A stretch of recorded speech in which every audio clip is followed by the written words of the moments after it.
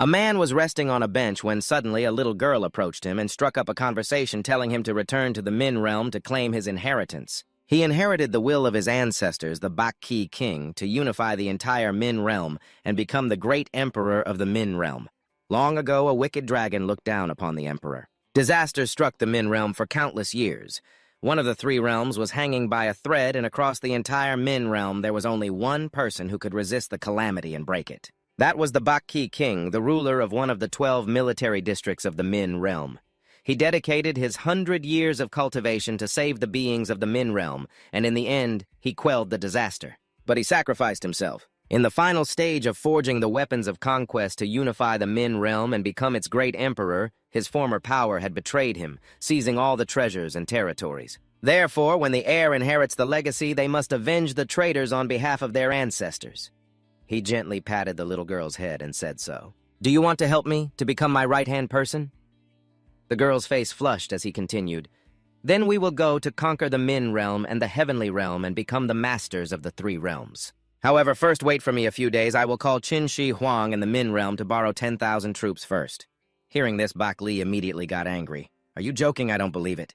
Saying that, he punched Liu Wu hard. "You're lying to me, aren't you? I will immediately take you back to your hometown to recognize your ancestors."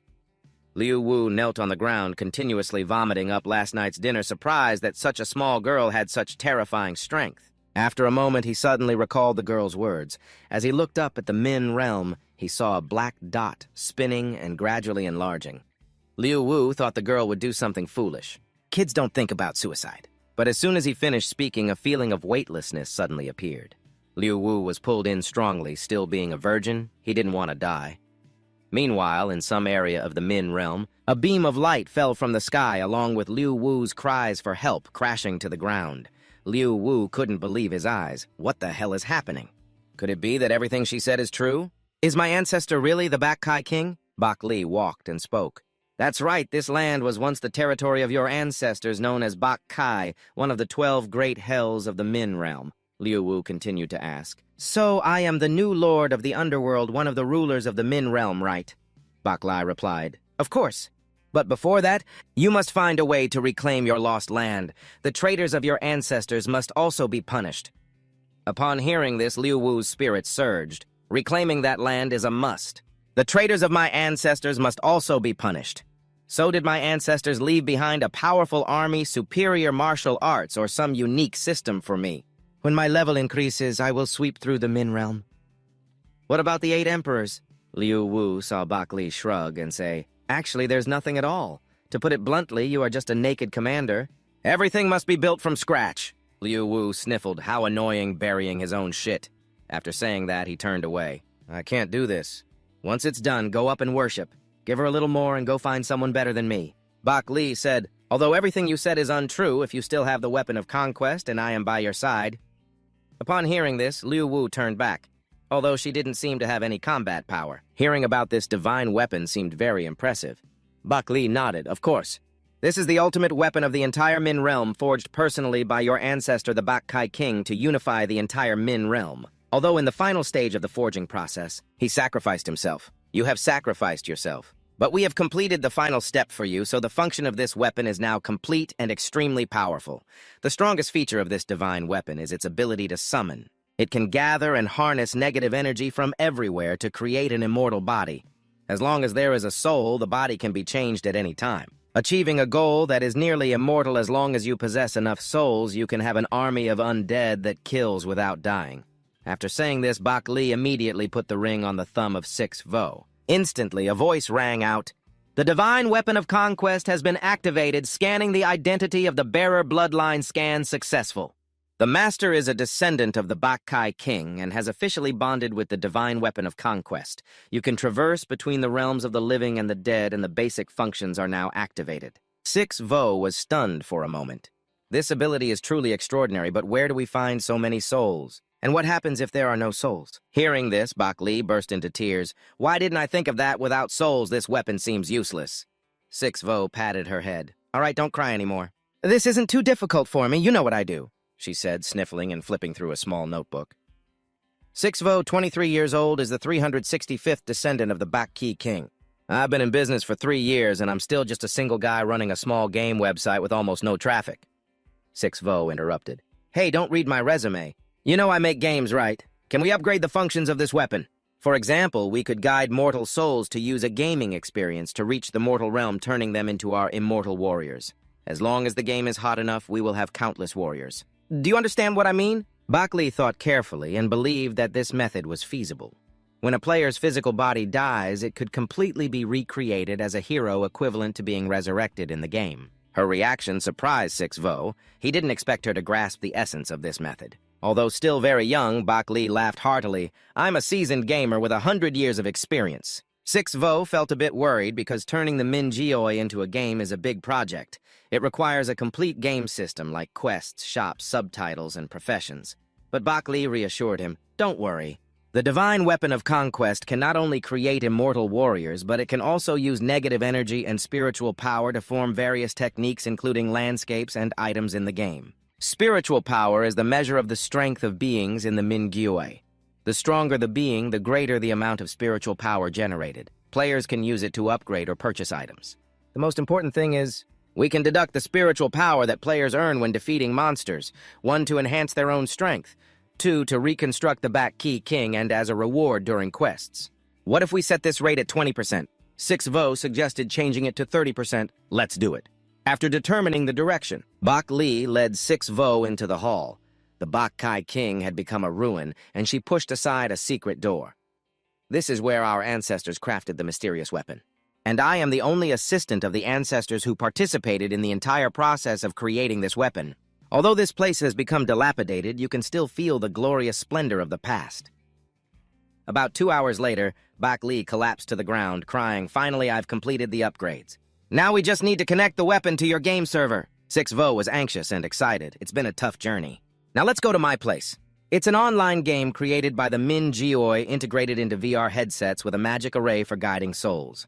As long as players download it and start playing, their souls will be sucked into the game server. Then brought to the realm through VR headset, 6 players are in awe, not only unaware of the existence of the realm, but they also think it's just an incredibly realistic game. Uncle Lee also thought of a name for the game named after the weapon of the online conquest, which is the ambition left behind by the ancestors of the Northern King. The game was launched on the 6 platform to attract players, and they even claimed the game is completely free with a realism of up to 100%.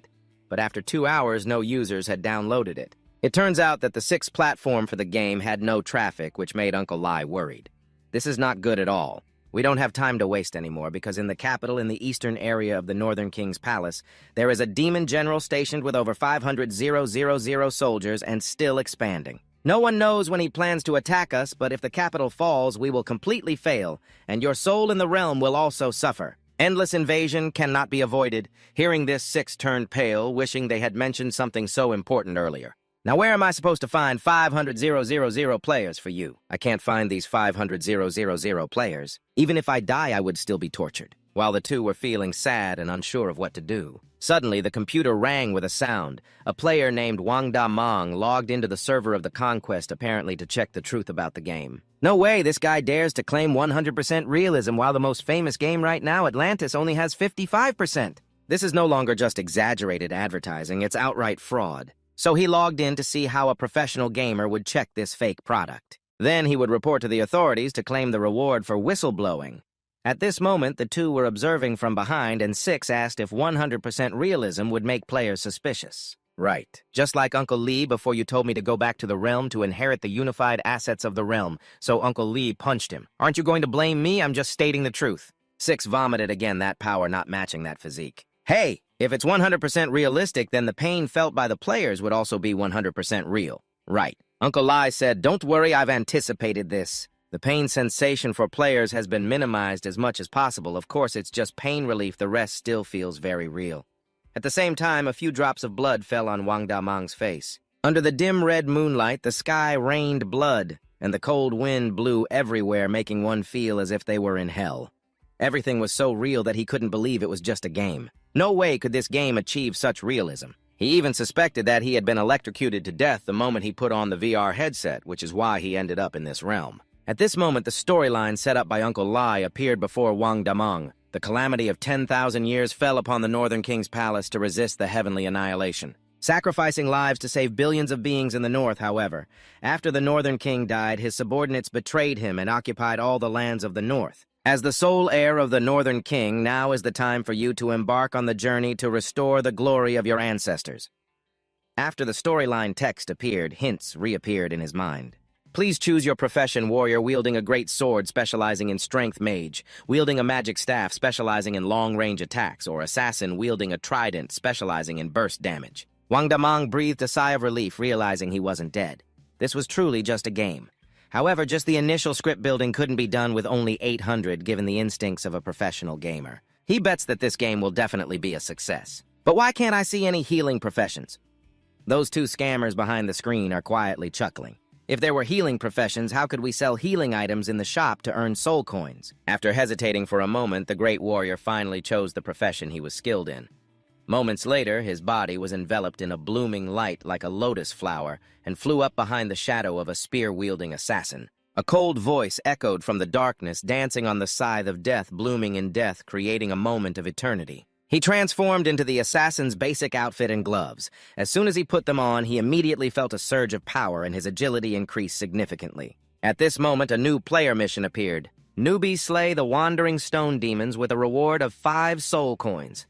He felt utterly helpless because the newbie gear was too weak. Fearing that players wouldn't be able to kill the monsters, Bak Li said we had to rely on players hunting the creatures from the spirit realm to earn soul power, and this was the first player. There still weren't many surplus soul coins to create powerful gear. Once there were more soul coins, there would definitely be stronger equipment. At this moment, the great warrior wore a look of disdain. The wandering demons were definitely low-level monsters in the game. Just 10 of them, right? For a professional gamer like me, this is just a matter of rolling up my sleeves and catching them. He then picked up his knife filled with enthusiasm and headed towards the outskirts. It was time to show his true strength. The new monsters are coming here, so brace yourselves. But halfway through, faint moans drifted from afar. That sound was so mournful that the great warrior couldn't help but feel frightened. What kind of strange creature was that? The atmosphere was terrifying. Goosebumps were all over my skin. Can a game really design details this realistic? He tried to reassure himself to suppress his nervousness. Don't be scared, it's just a game. But just as he finished speaking, a strange white shadow rushed past in front of him. That ghost even spoke. That creature was truly a delicious soul. I will feast on you! It charged straight at the great warrior, but as a professional gamer, he quickly parried the attack with his dagger, sighing. This newly released monster is already terrifying, just like a boss from other games. But still, a new monster is just a new monster. It's only a form, not really scary. Hearing the ghost made him even angrier. How dare you underestimate me? I will definitely chop you down. It continuously whipped the great warrior with its tail. The great warrior was utterly surprised that the game even simulated the emotional system of the monsters. So small. It's hard to imagine, but no matter what, it's useless. I'm a professional gamer. Drawing attention, he surrounded the monster, slashing without a moment's hesitation. At this moment, the great warrior continuously struck the ghost.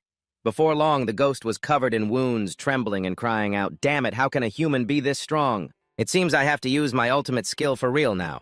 The great warrior continued to provoke, "Show me how powerful your ultimate skill is." But just as he finished speaking, the ghost surged like a dragon crossing the river, transforming into a whirlwind, moving so fast that the great warrior was completely caught off guard and took the full brunt of the attack. At that moment, the great Vuong was knocked back, constantly complaining about the new monster's abilities, especially that second divine skill. Meanwhile, I didn't have a single skill. All I could do was marvel at how incredibly realistic the game was. Not just the durability of the gear, but also the mechanics. The environmental damage was real, but now our health was down to just 2%. Just one more hit and it's over. How can I retreat now? I'm a professional gamer who has been through countless battles. How could I just stop at the newbie village? To show you my skills, I'll give it my all for this final blow. It's a matter of honor for a man.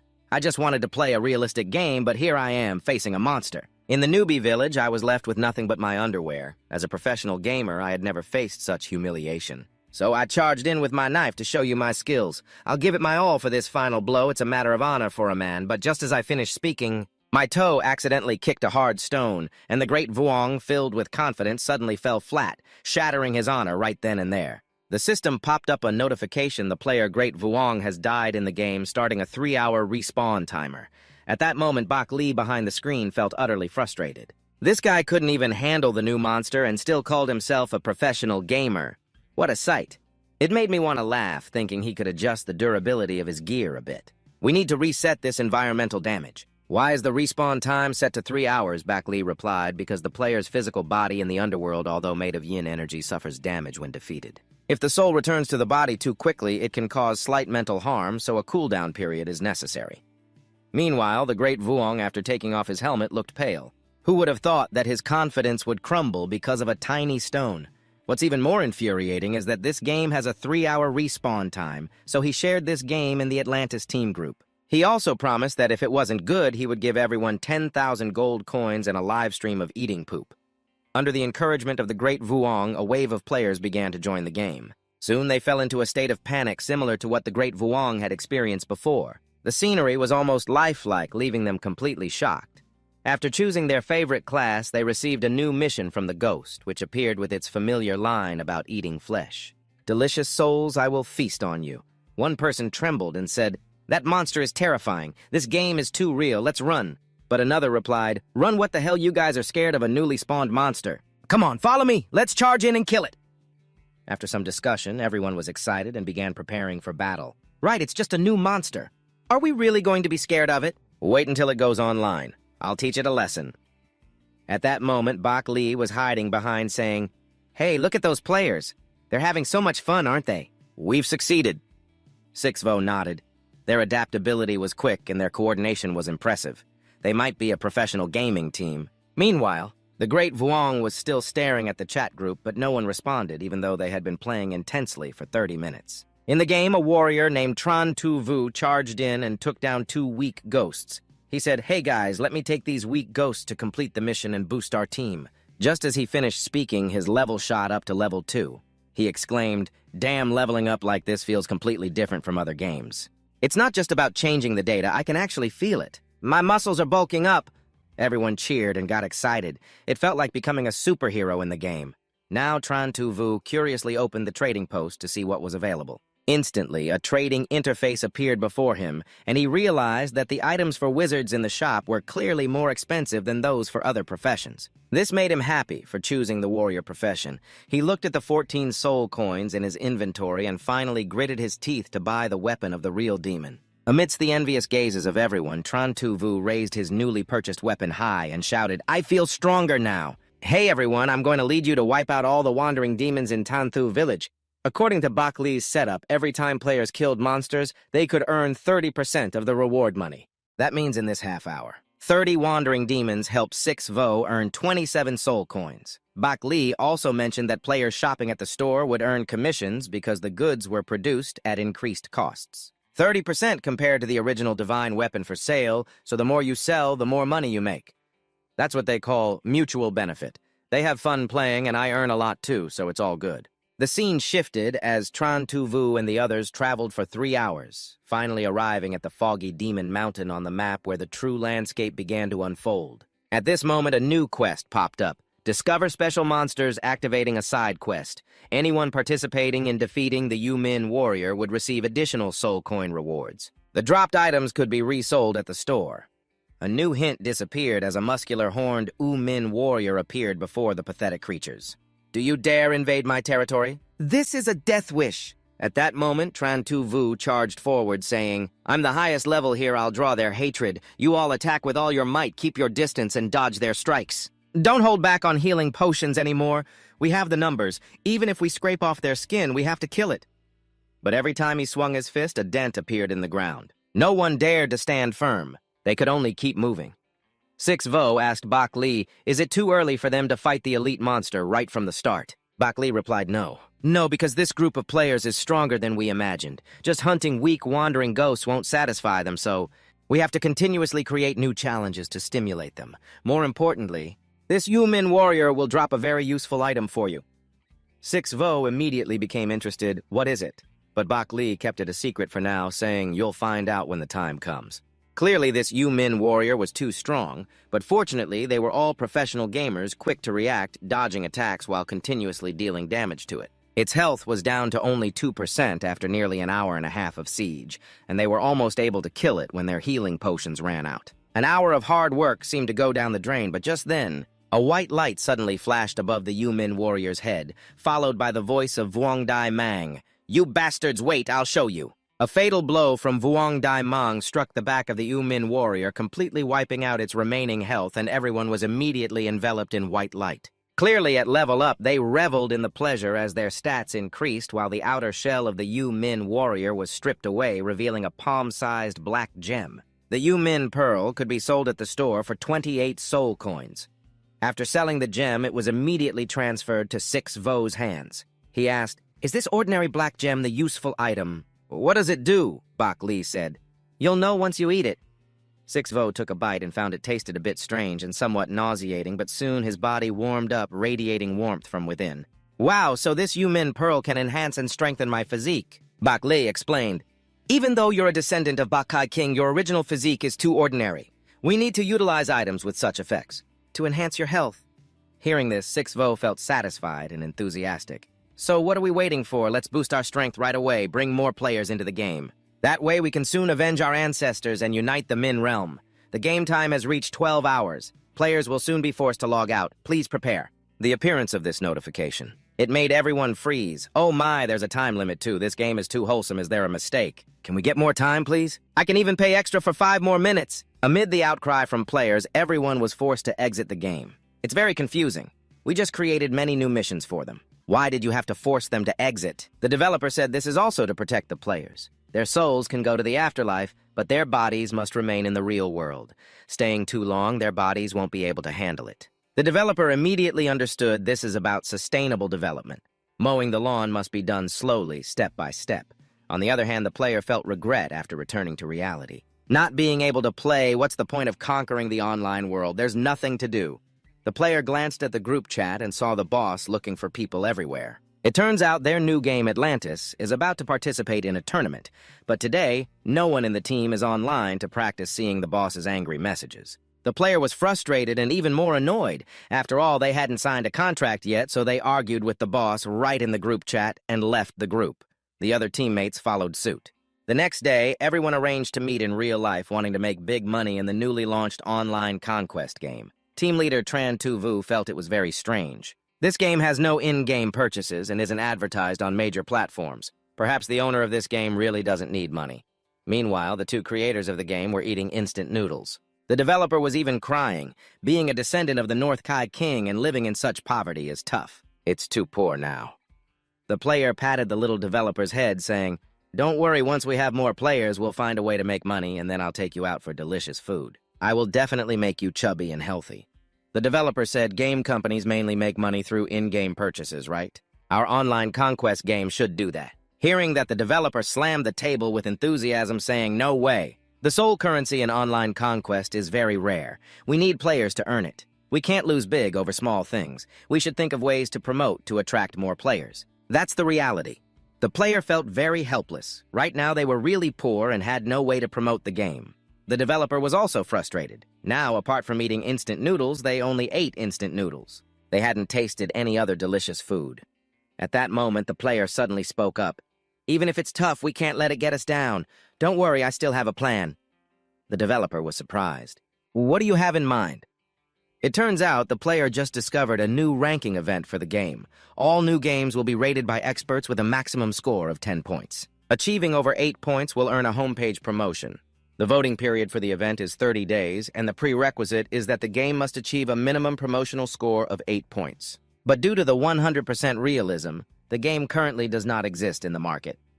At this moment, at the game platform headquarters, a game reviewer just finished evaluating a game. Another piece of trash, and it dares to participate in the new game rankings. What a waste of time. It only deserves 2 points. After scoring, he clicked on the next game to evaluate an order, but the introduction of this game left him stunned.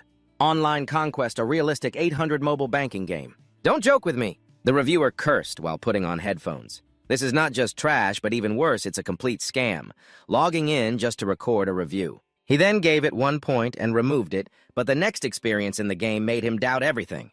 Everything inside was too realistic. He played straight for 12 hours until he was kicked out of the game. The game Thang Tui feels like being chased by a ghost. It's totally my style, definitely a perfect 10, but the only downside is the limited playtime. Then he called his boss. "Boss, it's me Thang Tui. I've discovered a treasure." During the evaluation, I found a game with nearly 100% realism. I've already experienced it for 12 hours. We just need to grasp this game. We can definitely turn the company into the #1 gaming platform in the country. Ingo Kwok Nhat immediately opened his computer, coldly chuckling about the treasure game 800 mobile banking. Are you kidding me? Thang Tui spoke very quickly and clearly, sounding very rushed. Boss, please don't be angry. Just try playing it first. If you're not satisfied at all, I'll voluntarily resign. Hearing this, Ngo Kwok Nhat put on his headphones. After playing thousands of games, he had become numb. There's no game in the world that can satisfy me, but after logging in, he was left speechless. The realism of the game was truly, as Thang Tui said, it reached perfection. That was an experience he had never had in his life. This game is bound to be a huge success. The next day, Bak Lee finally got to eat a portion of fried rice at the street stall. That was the second dish besides instant noodles.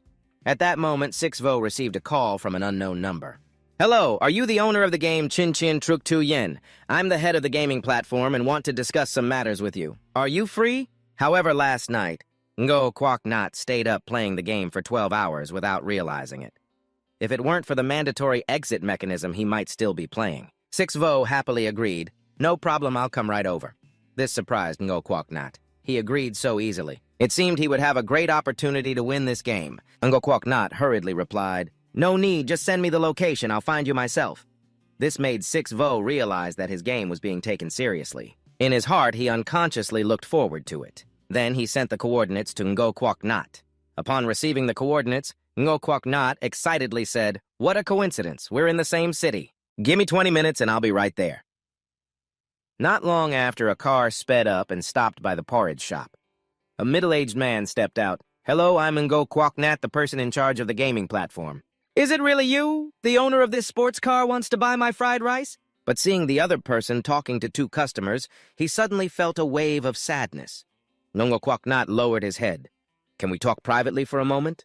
Bak Lee, just keep eating, don't rush. Wait until I finish, then we can go. Seeing that he didn't want to leave, Ngo Kwok Nhat suggested, How about we go eat somewhere else, a better place? Bak Lee reluctantly put down his chopsticks, and together with Six Vo, they left the rice shop. The next scene showed the two being taken to the most luxurious hotel in Gia Lam, where just a bottle of wine was worth 680,000 yuan. Six Vo and Kwok Nhat asked, Did you two develop this excellent game yourselves or hire a famous studio? Six Vo hesitated a bit. He hadn't thought of a way to answer. If he said the research team only had 2 people, then he was just a planner himself. Seeing him hesitate, Ngo Kwok Nhat immediately got to the point. It's okay, you don't need to mention the details. To be honest, I really like and highly value your game. I want to buy it. Just give me a price and I'll definitely pay a fair amount. Six Vo mumbled, I knew it. The details inside don't even need to be mentioned. Honestly, I really like and highly value your game and I want to buy it back.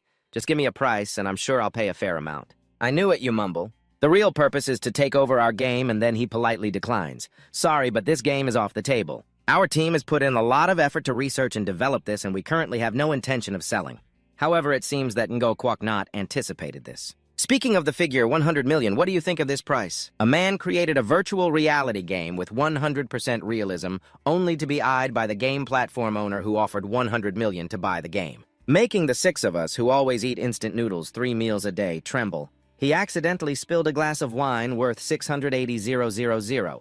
He tried to stay calm, set the glass down, and said he was very sorry. We research games out of passion, not for money, but before he could finish, Ngo Kwok Nhat quickly added, Is 150 million enough? This price made the little heart of the 6 of us beat wildly.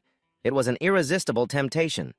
Unfortunately, this game is completely unsellable. Because Min Jioi is real, the game is tied to him. Besides, he is the one who holds the divine weapon of conquest, and no one can control it. Thinking this way, he covered his conscience and said frankly, To be honest, our group truly has no intention of selling the game. Passion and dreams are priceless. But inside, he felt a sharp pain. But that's 150 million. Ngo Kwok Nhat had never seen a young man so resolute. In the face of 150 million, he truly surpassed his peers in maturity and vision. It seemed he saw a younger version of himself in this young man. So he tried a different approach. If you agree to release the game exclusively on our platform, we will pay you 10 million each year. Six thought about it. He had promised Mai Lei he would reclaim Beijing. Even the entire Min Jioi, therefore. The number of players plays a decisive role in this. If you agree, Ngo Kwok Nhat will limit the number of players on Conquest Online. Then he decisively refused. I'm sorry I still can't agree to your proposal. However, I am willing to release the game exclusively on your platform for 2 months. You just need to agree to promote our game on the homepage during that time. Ngo Kwok Nahat was immediately stunned. This young man was truly hard to deal with, completely unable to keep up with his pace, the one who always held the initiative in the negotiation. Then he raised his glass of wine. Although you are a cooperative partner who gives people headaches, I have decided to go through with this deal. I bet your game will be a huge success. Besides, no matter how your ranking is in this dual ranking, I will also give you a homepage position. 6 thought, what is GG? It must be their highest-priced advertising form. Indeed, it is an important measure to attract players. Go home. The two took this opportunity to expand the game design. BAC Lei immediately proposed a plan in the past. Under the rule of Baek Ki-Vuong, there were 3 demon kings and 10 demon generals. After Baek Ki-Vuong died, the entire BAC Ki was divided into 13 regions, with the city of Minfu located in the east, surrounded by the demon general Satna 6 said so. The demon general Satna is the closest to us, right? I remember Baek Li said he could invade us at any time.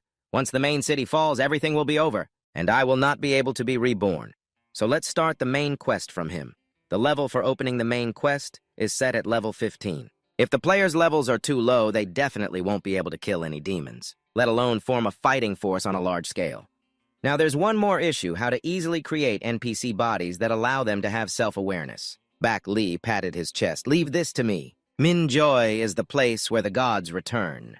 We find newly born beings in the underworld who lack wisdom, then use divine weapons to restructure and transform them. Granting memories and new missions, we can post a quest asking players to help find those primordial beings. Then we'll create NPCs, everything will connect, and soon 2 people will set up a permanent quest in the online battle. Every time a primordial soul is found, it can be sold. At the shop, it costs 100 soul coins. Next, how to create an enticing game trailer to attract players to click on it. I feel like this shouldn't be too hard. It feels like the blood in my veins is boiling. But Ba Li says that to create a high-quality game trailer, it will definitely cost a lot of money. What can I do being this poor? This statement made the spirits of the 6 voids immediately dim, but the 6 voids still had a way without spending much money by hiring a professional team to make the GG, because in this world, from the mountains and rivers to every blade of grass that truly exists, I just need to use the conquering divine weapon to condense temporary might and restore the lost glory of the past. I saw the 6 voids wave the divine weapon, unleashing a massive amount of might from all directions, which immediately condensed over the central Ming mansion, forming a swirling black cloud that slowly descended. Enveloping the dilapidated Ming mansion, I continuously observed a white Ming mansion appearing before the 2 men who were descendants of the North Kai King in the Ming realm to shoot the promotional video. He used the divine weapon to transform himself, and countless dark energies condensed into a magnificent set of armor radiating black light on him, which deeply moved Ba Li. She hugged the thighs of the 6 voids and cried. His majestic appearance was exactly like the North Kai King of old. The 6 voids told her to step back because the form condensed from dark energy couldn't be maintained for long. Soon after, the 6 voids condensed a large amount of dark energy in front, creating countless terrifying monsters. These monsters range from mountain-sized to those with long wings, all looking fierce and frightening. Meanwhile, Ba Li, without filming equipment, stood beside using a virtual hat to record the storyline.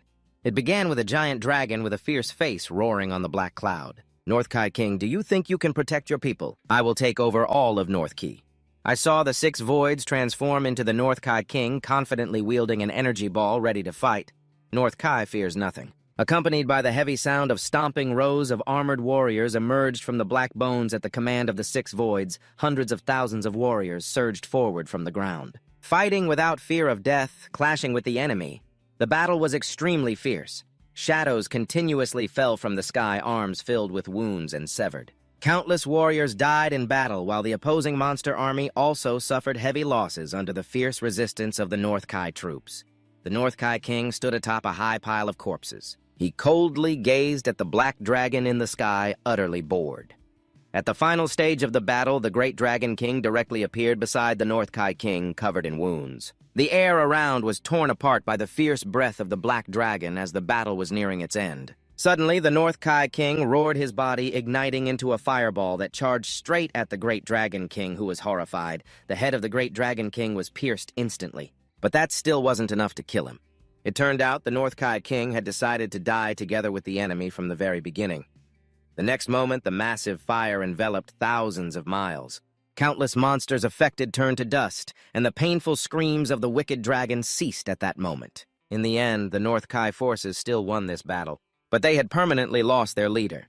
The magnificent North Kai uniform of the North Kai king was also destroyed by the flames burned to ashes, signaling the departure of a wise king. It was the heartbreaking cry of a doll in the North Kai king's soul castle that also flew up to the forehead of the child, a soldier lifting the child who was a descendant of the North Kai king, shouting that the king is still here. Our new king will return. The next morning, Ngo Quoc Nat called an early meeting. A high-ranking official, La, came to the Tan Tui mission. What occasion is this for someone of your rank to attend alongside? Ngo Quoc Nat coldly replied, I was the one who invited him. The man immediately fell silent. Ngo Quoc Nat continued, because he was the first to discover it. When it comes to online battles, all the high-ranking officials start discussing how they've never seen a game that can capture attention like this one. It's that easy. But Ngo Quoc Nat quickly silenced everyone, saying, let me show you the latest CG of the game we just received. He told everyone to put on their VR headsets as he had uploaded the game's CG to a dedicated computer for the meeting. One person was very surprised that they were watching game CG at this level. This is the first time. Just a few minutes later, everyone was completely immersed in this CG. They kept crying out, asking Ngo Quoc Nat to introduce this game to them. After the meeting, Ngo Quoc Nat called, hey, we just watched this CG. Honestly, I can't believe you guys made this CG so quickly. You had it prepared in advance, right? The CG was really impressive. Everyone in our company praised the high-quality visuals and sound after watching it, but it still lacked one thing to be complete. Liu Wu immediately asked what was missing. Ngo Quoc Nat said it was the background music. Without the music to set the atmosphere, it was a pity that was the one thing you guys were missing, and Ngo Quoc Nat's words were very accurate. This made Liu Wu realize the problem. Biak Li was also excited. What should we do to get music for the game CG? The key issue is that I'm very poor. Liu Wu was very grateful and said, thank you for pointing that out, but this is indeed a big problem. An introduction without background music feels strange. If we expand the issue, there's also the theme music for the game. Is there a way to create music without spending too much money? Ngo Quoc Nat smiled. Actually, this isn't a big problem. You just need to hire someone to compose the music, write the lyrics, and invite a big star to sing. Liu Wu replied, but I want players to experience the original game first. Bac Li muttered beside him, just say it straight, that guy is poor. Ngo Quoc Nat nodded, so that's it. Liu Wu's idea of not making game music stemmed from such unique thinking. Indeed, with the 100% realism of online warfare, Liu Wu's thoughts also made sense. I hadn't thought it through carefully. He then told Liu Wu about the game ratings, mentioning that 15 titles scored over 8 points, with 3 titles achieving 9 points. Their online warfare received a perfect score, 10 points temporarily at the top. Starting tomorrow, these 15 titles will enter the ranking, and the scores will be voted on by players. At that point, online warfare will officially launch. On our game platform, a man wanted to create an NPC in the game with a soul and self-awareness. He waved his hand, and a stream of blue light immediately gathered into shape. Before long, a handsome young man with long white hair wearing a long black cloak appeared before the two, but they hadn't had a chance to look at him much. Suddenly, a surge of powerful energy rose around them. Unexpectedly, the NPC that had just been born had such terrifying strength. At this moment, Bac Li suddenly remembered that if he were a truly living creature with self-awareness, he might attack them. They only saw the NPC approach, then suddenly kneel down and bow his head, speaking in a tone full of reverence. Little Six Demon pays respects to the North King. Bac Li was a bit surprised. It turned out Liu Wu had anticipated this and had everything set up in advance. Currently, the identity of the Little Six Demon is the adopted son of the North King. He waved his hand, signaling the Little Six Demon to continue fulfilling the North King's ambitions, so you must also work twice as hard to support me. Here it's entrusted to you. The Little Six Demon with self-awareness was moved to tears. I will definitely use my life to protect the North King and strive to support you, Liu Wu, in fulfilling the North King's wishes. The role of the Little Six Demon is similar to that of a village chief in other games, able to provide players with common knowledge about the North King. When players reach level 20, they can submit 50 soul coins to him to establish a guild. Meanwhile, many members of the Long Game Company cheered because their game Evolution of Natural Disasters scored high at 9.2, but the boss Li Tianha was not satisfied. Because it took a lot to create this game. They spent up to 7 years and put in a tremendous amount of effort, even feeling that their score was undervalued. He asked how much the game Rise of the Gods scored. The staff replied, 9.1. One employee chuckled. We lost to them, they must have worked hard to look like this. First place is definitely ours. but another employee interrupted him. "But boss, first place is a game called Online Warfare that scored a perfect 10. Hearing this, Li Tianxia found it hard to accept at first. His only competitor was Rise of the Gods, but now suddenly a dark horse appeared. He read every word: Online Warfare 100% realism. Installation size 800 MB. Before long, his expression became blank. How could a game claim 100% realism with just 800 MB? It completely defied common logic. This must be a dark conspiracy. On the other side, Ngo Quoc Nhat was also filled with anticipation. In a few minutes, Online Warfare would launch on his gaming platform 173. But just then, the head of the game department, Li Tianxia, called Ngo Quoc Nhat. As soon as he answered, he heard a barrage of curses from Li Tianxia. "You treat me like a brother, and yet you plot against me." Ngo Quoc Nhat guessed it was because Online Warfare was in first place, and Li Tianxia surely believed he had received many benefits. If a trash game like 800 MB could claim 100% realism and score a perfect 10, Ngo Quoc Nhat said Li just download it and try it out. This made Li Tianxia, who originally intended to confront him in person, suddenly stop. Ngo Quoc Nhat said nothing more and hung up. Li Tianxia hurried to his computer. Let's see what this Online Warfare is all about. He skimmed through the reviews from the evaluators and saw nothing but praise and a perfect score of 10. Li Tianxia gritted his teeth. This joke cost a lot in advertising. They even hired a professional team for the marketing. A trash game with only 800 MB claiming 100% realism was indeed a joke. He then decided to download the game and give it a try, putting on his headphones and starting the experience. After watching the introductory video, he entered the game. He noticed many players around him who had just stepped into the game. With current technology, achieving 100% realism in a game was impossible. But this game managed to do it. Not to mention the gameplay.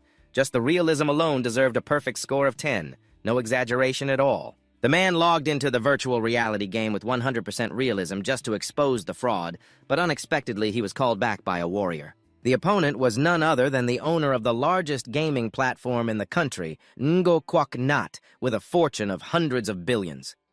At this moment, Ngo Quoc Nhat said, "Why are you still hesitating? Hurry up, let's go kill some monsters. If we're too slow, we'll miss out." Li Tianxia was stunned. He never expected a billionaire boss would invite him to kill monsters. Now he understood why Ngo Quoc Nhat hurriedly hung up earlier. It was to go online and hunt monsters. A few minutes later, Ngo Quoc Nhat and Li Tianxia teamed up to hunt monsters. He urged, "Hurry up, Li. We just need to defeat the last soul monster to complete the side quest." Li Tianxia replied, "Just leave it to me, Mr. Ngo." But before he finished speaking, a huge guy with a shield charged at him and slammed into him. Li Tianxia didn't have time to react before the guy chopped him down with an axe. In front of him, the soul girl said, "Done here, monster defeated." At the same time, Li Tianxia was knocked back about 10 meters. He quickly stood up and warned Ngo Quoc Nhat, "Be careful, someone's coming to steal our monsters." But just as he finished speaking, a knife unexpectedly stabbed into his neck. Instead of worrying about his teammate, you should worry about yourself first. In no time, the system announced, "Player Diep Tuyet Nai has killed you. Dear player, you have died in the game. You must wait 3 hours to respawn." Li Tianxia was stunned. They dared to steal my monsters and even kill me. What's the point of this respawn system? Who designed this stupid feature? Who designed this stupid feature? This is just crazy. However, I have to say that this game is truly amazing. Even a seasoned game developer like me can get completely hooked without even realizing it. Looking at the reviews, it seems that both I and Brother Ngo were ambushed by monsters without even knowing it, which indirectly shows how popular the game is. However, right now on the game's global public channel, quite a few professional gamers have formed a guild and are recruiting members on the other side of the game through the calculations of the divine artifact. Some players, after logging in, have gone offline. This means they are in the resurrection period waiting after dying. In other words, the player retention rate for this game is at 100%.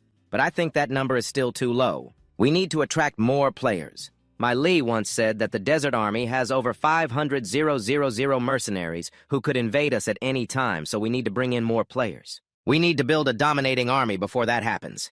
Just then, Ngo Quoc Nhat called Six Vo and said, "This time you must help us, brother." Six Vo looked confused and asked, "Brother Ngo, what happened to you?" Ngo Quoc Nhat said, "While I was killing the soul monsters, I got ambushed and killed. Can you handle that? So please give me some soul currency. I want to buy some decent gear to take revenge. It shouldn't be too hard for you, right?" Six Vo looked at the amount of soul currency on the divine artifact and felt helpless. Brother Ngo, to be honest, after the game entered the soul currency rotation, you can only earn it by fighting monsters. We in the development team have no way around it either. However, before launching the game, I saved 100 soul currency. Now I will give you that 100. There won't be any more later. Ngo Kwok Not seemed quite surprised. In your opinion, after the game officially operates, everything will be out of the control of Team 5. Developing Further Right 6 Vo replied, exactly. Every development in the game happens spontaneously. Even we don't know what will happen next, so please understand, this uncle's assets are worth billions of dollars. He is the owner of the largest game platform in the country. But today I'm hiding with my teammates in the bushes, preparing to compete for the championship. Brother Lai, don't be hot-headed. If they fight for our gold spot, we will fight for theirs. But we need to choose the right moment to ambush. I used the 100 soul currency you gave me to buy this giant snake sword. It will definitely be a surprise. At that moment, from a distance, Diep Tuyet Ni was killing monsters completely unaware of the two people lying in ambush in the bushes just as they were fighting monsters with remaining health. Ngo Kwok Not and Li Tian-ha exchanged glances. Li Tian-ha said, Brother Li, this is the moment for revenge. In no time, the two warriors with their great swords jumped out from nowhere. Under the horrified gaze of the two, one strike landed directly on the man. The man screamed, Miss, it's over! It was the two people who had seen Diep Tuyet Ni lightly jump back to avoid the blow, raising her middle finger at them. You two idiots, you dare to ambush a warrior. Oh, you guys are really stupid. Ngo Kwok Not felt embarrassed. Brother Li, why did you do that? Li Tian-ha struggled to pull out his sword, cursing, Damn it, I missed the strike. Then he said with delight, But Brother Ngo, now it's 2 against 1. The advantage is on our side. But just as he finished speaking, the elite monster with remaining health suddenly charged at them. All three looked up simultaneously, and the next thing was the system notification. The zombie warrior has killed Ngo Kwok Not. The zombie warrior has killed Lai Tian-ha. The zombie warrior has killed Diep Tuyet Ni. At that moment, a voice echoed throughout the area. These two idiots dared to let the Miss get attacked by a monster while still having health left. Killing the Miss, I can't swallow this humiliation. I must take revenge. I will take revenge. Ma Kwanjia, quickly call my brother and tell him to bring as many people here as possible. At the headquarters of the game platform, Ngo Kwok Not called his assistant to arrange for the available staff to take a week off and wait for him in the large conference room. Meanwhile, Li Tian-ha suddenly patted an employee on the shoulder. Startled, the employee exclaimed, I'm sorry, boss, I didn't mean to have breakfast in the office area. Li Tian-ha's eyes were bloodshot. It doesn't matter, just tell everyone to bring their earphones. In virtual reality, preparing for battle, this is Diep then leading a few buddies to Diep Tuyet Noi's house. Diep Tuyet Ni, I've brought everyone here. Oh, who bullied you? We'll chop their heads off right now. Diep Tuyet Ni chuckled. You really are my good brother coming so quickly.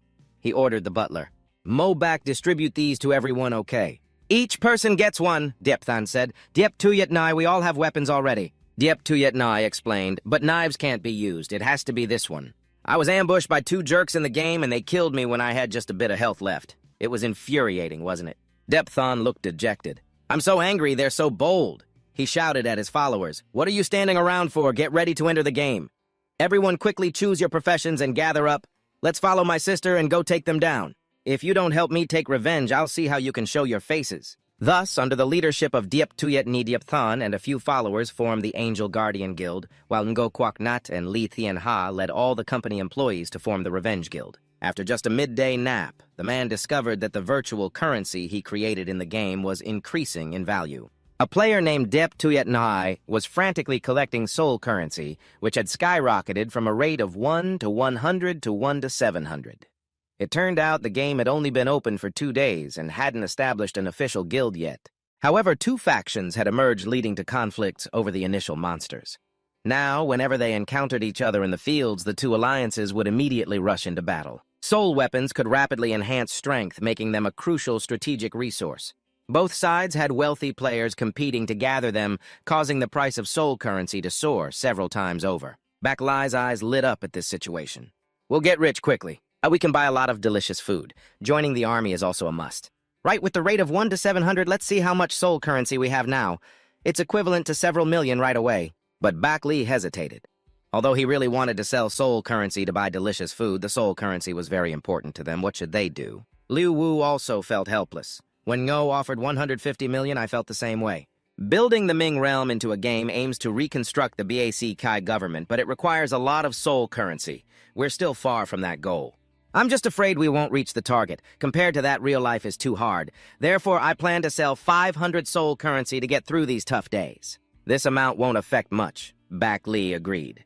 So Lu Wu disguised himself as an ordinary player using conquest weapons and entered his game to trade. Bak Li curiously asked, "By the way, what profession did Liu Wu choose?" As soon as he finished speaking, Liu Wu donned the gear of a newly started mage.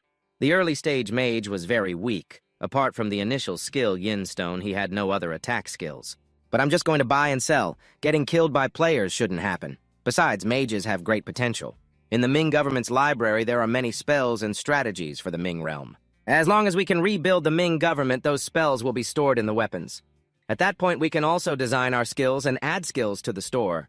The player's power will increase tremendously. Right now, mages are still weak, but later they will definitely be the highest damage dealers with the highest authority." Liu Wu directly opened the map. The flashing red dots indicated Dep Tuyet Nai's current location. He then wrote a phoenix from the yin energy to where Dep Tuyet Nai was. Bak Li watched Liu Wu's back filled with secret admiration for his proficiency in using the Conquest sacred weapon. A few minutes later, Liu Wu had arrived deep in the Ghost Soul mountain range. "But you were stopped at the gate by Dep Tuyet Ni's people. You're not a member of the Revenge Guild, are you?" I directly told them I was looking for Dep Tuyet Nai because I had soul coins to sell. In my heart, I sighed, not expecting that the conflict between factions in the game had become so intense in such a short time. This is something I didn't foresee. The man wanted to sell game currency right at the lair of the wealthy player. Dep Tuyet Nai, standing in the tree, asked, "Are you looking for me? Who are you? I don't know you." I said, "I heard you're collecting soul coins. I want to sell them at the current market price of 1 to 700. What do you think?" Dep Tuyet Nui slid down from the tree beside me. "How many do you have? I'll take them all." But inside, she felt very uncomfortable. He was alone and also the weakest mage. Almost no one chose to be a mage, so how could he have so many soul coins? I said, "I have 500. Hearing that, Dep Tuyet Nai thought she misheard and immediately blushed. "Wait, did you say you have how many soul coins?" I was surprised. "I have 500 inches, but Dep Tuyet Nai suddenly became suspicious. How could an ordinary mage like you have 500 soul coins? I didn't want to explain, so I directly placed 500 soul coins on the trading window. "Check it out. Do you want them or not?" Seeing 500 soul coins on the window, Dep Tuyet Nai was completely stunned, because even including the soul coins she got from monster hunting, she only had about 60. Then she blushed and replied, "Okay, I'll take all of these soul coins." She could buy the high-quality red equipment she had wanted for a long time from the shop. I didn't say much and directly told Dep Tuyet Nai to go to the trading website where there was a guarantee from the platform, but Dep Tuyet Nai said it didn't need to be that complicated. "Just give me your account and I'll transfer the money right away." Seeing her so straightforward, I also sent her my account, but in my heart I was still very hesitant. 500 soul coins worth 350,000 wasn't a small amount. Perhaps the other party was so wealthy that they no longer considered 350,000 anything, while their companions were out earning money. Dep Tuyet Nai was very curious about how he had so many soul coins. This little mage got them from where I casually made up a story about a soul collecting mission. I was lucky to run around and picked up 5 starting souls, sold them to the shop, and quickly earned 500 soul coins. My companions had earned enough money, and Dep Tuyet Nai didn't dig deeper. I said the money should be in the account now. Let's check. At this moment, Bak Li reported to me that Dep Tuyet Nai was not a scammer. The entire amount had been successfully transferred. After that, I turned and walked away without needing to check anymore. If she trusts me, then I trust her. I had already transferred 500 soul coins to her. Hopefully, we still have a chance to cooperate. My companions thought that this man in real life must be very wealthy, spending 350,000 just to buy a 5-star meal for the girl beside him. But Dep Tuyet Nai didn't think so. It had nothing to do with money. The unique aura around him couldn't be measured by money. While Dep Tuyet Nai was still thinking, her companion shouted, "Sister Tuyet Nai, it's not good. The brothers are ambushed." Dep Tuyet Nai was startled. Was it the Revenge Guild again? She saw men lying flat with panicked expressions. They weren't NPC villains in the game. On the other side, hundreds and thousands of werewolf soldiers were slowly advancing with their leader shouting loudly. "Which demon general's lackeys are you to dare invade the territory of the Demon King, Satna?" The man selling game points earned 350,000 just to buy a 5-star meal for the girl beside him. Bak Li looked drooling, his eyes shining, shouting, "Delicious, delicious," I said. "Go ahead and eat as much as you want." The livelihood issue was temporarily resolved, but this only highlighted the importance of soul coins.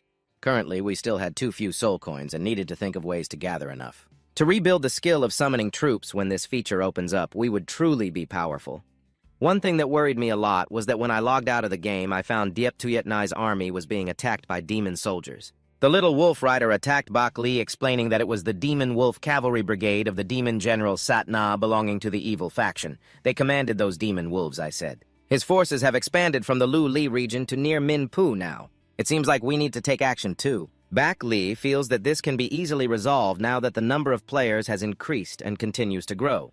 He can assign a mission to scout the territory of the demon general Satna. This way, players can grasp the situation of the Satna faction through other players while also encouraging them to become stronger to spend money on soul currency. One arrow hitting 2 targets, 6 Wu is awakening the holy weapon. That's impressive. He sets the mission level requirement at 15. If it's set too low, players will get killed quickly, which will make them lose confidence.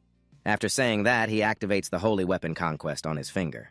Although among the players the strongest are only at the level of ordinary demon soldiers, the difficulty of this mission will definitely be quite high for them, but the characteristic of players is that they don't die. There's nothing better than scouting the strength of the demon army of Satna. Once we understand the situation, we will determine the attack strategy. At this moment, the system announces to the entire server. Player Tran Tu Vu with ID 1 Sword into Soul has established the guild Great Dragon. 6 Wu remembers that he is one of the first professional gamers. He never expected that he has reached the required level. To establish a guild, it requires more than 20 members. Thinking this, 6 Wu pulls Bak Li, who is enjoying his meal, out the door and shouts for the waiter to bring the bill. Bak Li is quite reluctant since he's enjoying his meal. At this moment, outside the gate of the Bak Ki Palace, it has become crowded. The people in line are orderly. They want to join the first guild in the game. They only accept players level 10 and above with real strength. Moreover, members of the guild must be level 15 and above, so be prepared. They are about to go on a scouting mission. At this time, Tran Tu Vu asks NPC 6 Ma, "What do you think about the demon general Satna who occupies the eastern part of Biakaki?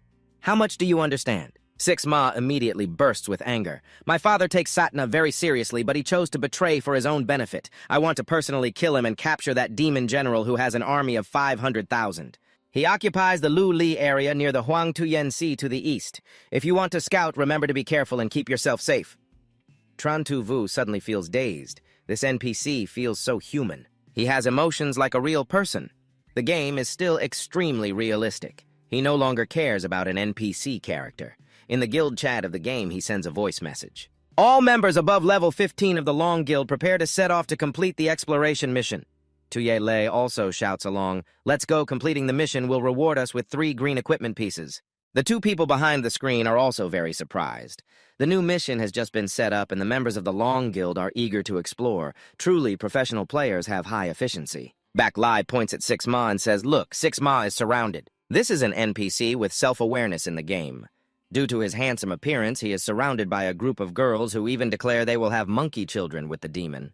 Bak Li looks gloomy. Now he understands why 6 Wu initially created male NPCs to attract female players and retain male players. 6 Wu thinks it's time to create a new NPC. He plans to make this character a mysterious merchant wandering everywhere, then randomly bring this character to a place where players can find this NPC. They can buy rare items not available in stores, which also enriches the joy of playing for players. After that, 6 Wu uses the vision of the Almighty. He brings the mysterious merchant to the place of billionaire Diep Tuye Nai. After saying that, "Let's go see how the Long Guild's exploration mission is progressing." However, Bak Li is very worried. Now players are in conflict with each other, fearing that later they will not be united to fight against the betraying demon. 6 Wu pats her head and says, Bak Li, don't worry. Your worries are unnecessary. You will understand on your own later." The scene shifts to the border area of Lu Li and Min Pu outside the camp of the demon knight Lang. Not a few demon soldiers are patrolling. This is Tuyet Li returning after scouting. "Captain, I've finished scouting. This seems to be a forward camp, but inside there are about 2,000 demon soldiers." Tran Tu Vu is horrified. The number of demon soldiers is too overwhelming.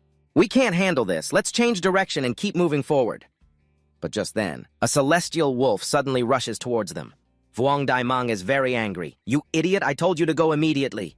Countless demon soldiers look up at Tran Tu Vu, who is peeking. Tran Tu Vu and his friends immediately shouted, "We're dead," and were discovered. "Brothers, let's run." But Tuyet Lei said, "Their captain rides a wolf. We won't escape. Vuong Daimang, draw your sword and fight. We're still good men. Let's take down a legendary one." "Take down 2 legendary ones," Tran Tu Vu ordered. "That's right, keep fighting them." Before long, the players clashed head-on with the demon cavalry and chaos erupted as horse and rider tumbled. After half an hour of fighting, Vuong Dai Mang was already covered in wounds. We brought along only players level 15 and above who have a certain fighting strength, but unfortunately our numbers are too few. It seems we're going to fail this time, as the strongest Tron Tu Vu remains steadfast. Don't talk too much. Hold your ground until the last minute. At this moment, 2 people behind were secretly observing, thinking that the reconnaissance mission was initiated too early. The long night is approaching, and in the darkness, the demon knights will have the advantage of visibility. The Great Dragon Guild is about to be wiped out, which affects the players' morale. What should we do? Like the 6 rogues, they think it's normal that the long night is coming. The fire is always in the hands of these players. Absolutely don't underestimate them. Just as he finished speaking, Diep Tuyet Nai led a few hundred people slowly saying, "Brothers, let's kill the rebel forces from Bak Ki and avenge our fallen comrades. Cleanse the humiliation of the past." Bak Li noticed Diep Tuyet Noi's equipment and finally understood why the 6 rogues sold her 500 soul coins. It was to enhance her strength and support her, but the 6 rogues said it wasn't just him. Soon after, An Ngo and Li Thien Ha also led their Revenge Guild to attack Bak Li, adjusting their armor. The Angelic Guardians and the Revenge Guild are not sworn enemies, right? Why set aside old grudges and come here together? Then she looked at the 6 rogues with admiration. 6 rogues really planned this out just like the Great Lord of Bakkai from back in the day. These 2 alliances were originally sworn enemies. They would attack as soon as they saw the enemy, but today, to eliminate the NPC villain Demon Cavalry, they had to temporarily cease hostilities. Ngo Kwok insisted, "Let's take down the enemy first. We'll deal with our rivals later." Diep Tuyet Nai coldly replied, "Agreed. Facing the wandering demon cavalry, let's set aside our rivalry and charge into the demon forces. If we don't plan for this, we won't be able to win. The unity of the players is essential. Secondly, we need a strategy capture the bandits before the king." At the same time, Diep Tuyet Nai's gaze was fixed on the distant demon general. Wearing heavy armor, she leaped to attack, but in response to Diep Tuyet Nai's assault, the demon general merely showed disdain, reaching for the huge blade on his back. In an instant, Diep Tuyet Nai's figure appeared. The blade swung up suddenly, and a gust of blade energy shot straight into the sky. Diep Tuyet Nai was stunned to see such a massive weapon being wielded so quickly. At this moment, Diep Tuyet Nai couldn't dodge in time as the blade swung straight at her face. The scene before her gradually darkened. Unexpectedly, the newly bought equipment couldn't withstand a single blow. Seeing her health bar wiped out, Diep Than, who was surrounded, erupted in fury. He roared, "Dare to touch my sister, brothers, follow me and charge to avenge Tuyet Nai." At this moment, the brothers around him rallied to help him charge forward. Seeing their master's rage, they also roared, "Let's take down the bandits first. The king can wait. If the younger brothers die, it's no big deal." As long as they could kill the demon general and drag him down to the underworld, but the demon general refused to retreat and instead advanced, wielding his weapon, launching a wave of black blade light that swept through. Instantly taking down a large formation of players, Tran Tu Vu tried to block the attack, but his condition wasn't much better than that of the other players who weren't so lucky. Instantly taking down a whole team, the player Tran Tu Vu tried to withstand the blows, but his condition wasn't any better than the others who were less fortunate. As the demon general wiped out the blood, the body instantly turned to dust. At that moment, Kwoknat roared, leading the charge, determined to take down the old man. The others didn't need to worry, they just had to kill this general. Even though he was an old general on the battlefield, seeing the heavy losses of the demon army still moved him. At that moment, the demon general looked up at the sky and cried out in despair. Around him, a circle of light appeared, and in that moment, he entered a state of rage. No matter how many spider ants there were, they were useless. As soon as he finished speaking, the circle of light exploded. It sent all the players around, flying weapons raised high, and the beams of light crisscrossed continuously.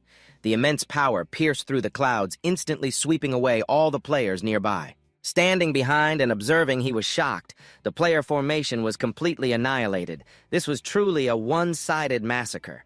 Perhaps he had underestimated the power of the demon general at that moment. This was just one demon general, yet he had overwhelmingly defeated the strongest players. So if it were the most powerful demon general, could he single-handedly wipe them out? All the players in the game seemed to need to continue developing, and the Eastern Lu Li had temporarily not needed to consider conquest. After that, he told the developer to design a video recording feature in the game, as this would be more beneficial for promoting and showcasing the game to attract more new players. 3 days later, in the public announcement of the game, the price of soul currency had been raised to 1 to 800. This faction was also recruiting strong players for the reconnaissance mission from a few days ago. It had turned into a direct confrontation between the 3 major alliances. However, thanks to this, they had basically set aside their conflicts and started to develop peacefully. We heard that it was because the strongest players were currently involved. The three major alliances had conducted negotiations and decided to temporarily set aside their disputes to unite first and eradicate the demon camp at the border. Lu Li and the others said, "That's not all. Look closely at the comments on the forum. The buying price of soul currency has risen again." "We're going to get rich again," he replied. "That's right." The video recording feature in the game had also taken effect, and the number of players had increased to 150,000. The emergence of online conquest had also attracted many hackers. However, what shocked them was that this game could not run in multiple windows and even could not allow others to borrow accounts. No matter how they tried, they could not break this game. It should be known that online conquest was essentially a soul-binding game. Unless players had 2 souls, the number of players gradually increased, leading to many skilled players emerging. Among the skilled players on the forum, 3 caught his attention, one of whom was named Nap Lan Lan, who drew maps of the area and the types of monsters in the U-Soul Mountains. Along with the weaknesses of each type of monster, there was another player named King Dwarf, who after the recording feature opened, shared the map he discovered on the game forum. It was said that when he entered the game, he hardly fought monsters and just explored this world with a tourist mindset. The map of King Dwarf revealed the area around the Ming Fortress completely. 4 wilderness areas appeared, with the U-Soul Mountains being the most familiar to players and the nearby Lang Ra Plains. Ahead was a breathtaking cliff and a forest of death. However, the one who caught our attention the most was a player named One Punch One Kick, who said he used to be a firefighter. In a rescue mission, he lost an arm and a leg. Although he was called a hero, only he understood the pain and he gradually became desperate. Then, by chance, he played the game to numb himself in the virtual world. At least in the game, he was still a complete human, but all of this was still a lie. There was no real feeling like having prosthetic limbs until he touched our game online conquest. The feeling was completely real, bringing him to tears. For the first time, he felt a true existence after losing body parts. Hearing this, tears streamed down the developer's face, so the game could also bring a new life, and a completely new hope for others. The Northern Army and Northern King would surely be proud of us.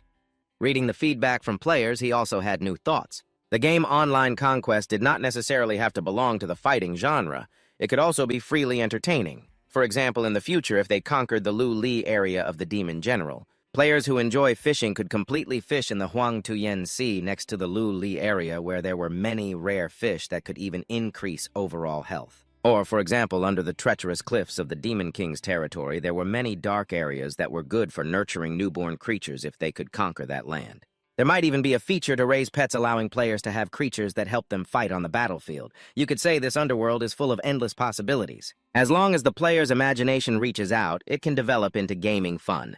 We believe that with the gradually expanding open-world map, more and more players will flock to our game. Love the vehicles in this world. The scene shifts to the orange-tinted realm of the Luminous Realm and the Demon Commander leading the army closer and closer. One subordinate says, "Commander, ahead is the area of the Luminous Realm of the former Northern Kingdom.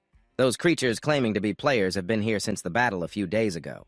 They no longer engage us directly, but use small groups to constantly provoke us near our camp, initially thinking that after a few bloody eliminations, those weak trash would be scared off. But their harassment has only increased, which certainly provokes the Demon Commander. This time, he leads all his subordinates to the gates of the Luminous Realm to scout. However, as the army crosses the boundary, the once clear sky suddenly darkens, causing the Demon Commander to unconsciously recall the king who once ruled. In Northern Kingdom land, for thousands of years, he has suppressed the fear within. But hearing the voices of the players, the demon soldiers actively leave the camp and approach here. Who would have thought that the NPC's hatred could be drawn so far? Listen up, we are the descendants of the Northern Kingdom. You traitors, wash your necks and prepare to die. Especially you, the one in charge, come here. The Demon Commander Furious says, "What do you mean, descendants? I witnessed the fall of the Northern Kingdom. Kill them all!" As his words ended, a great battle erupted once again between the demon cavalry and the players in the camp.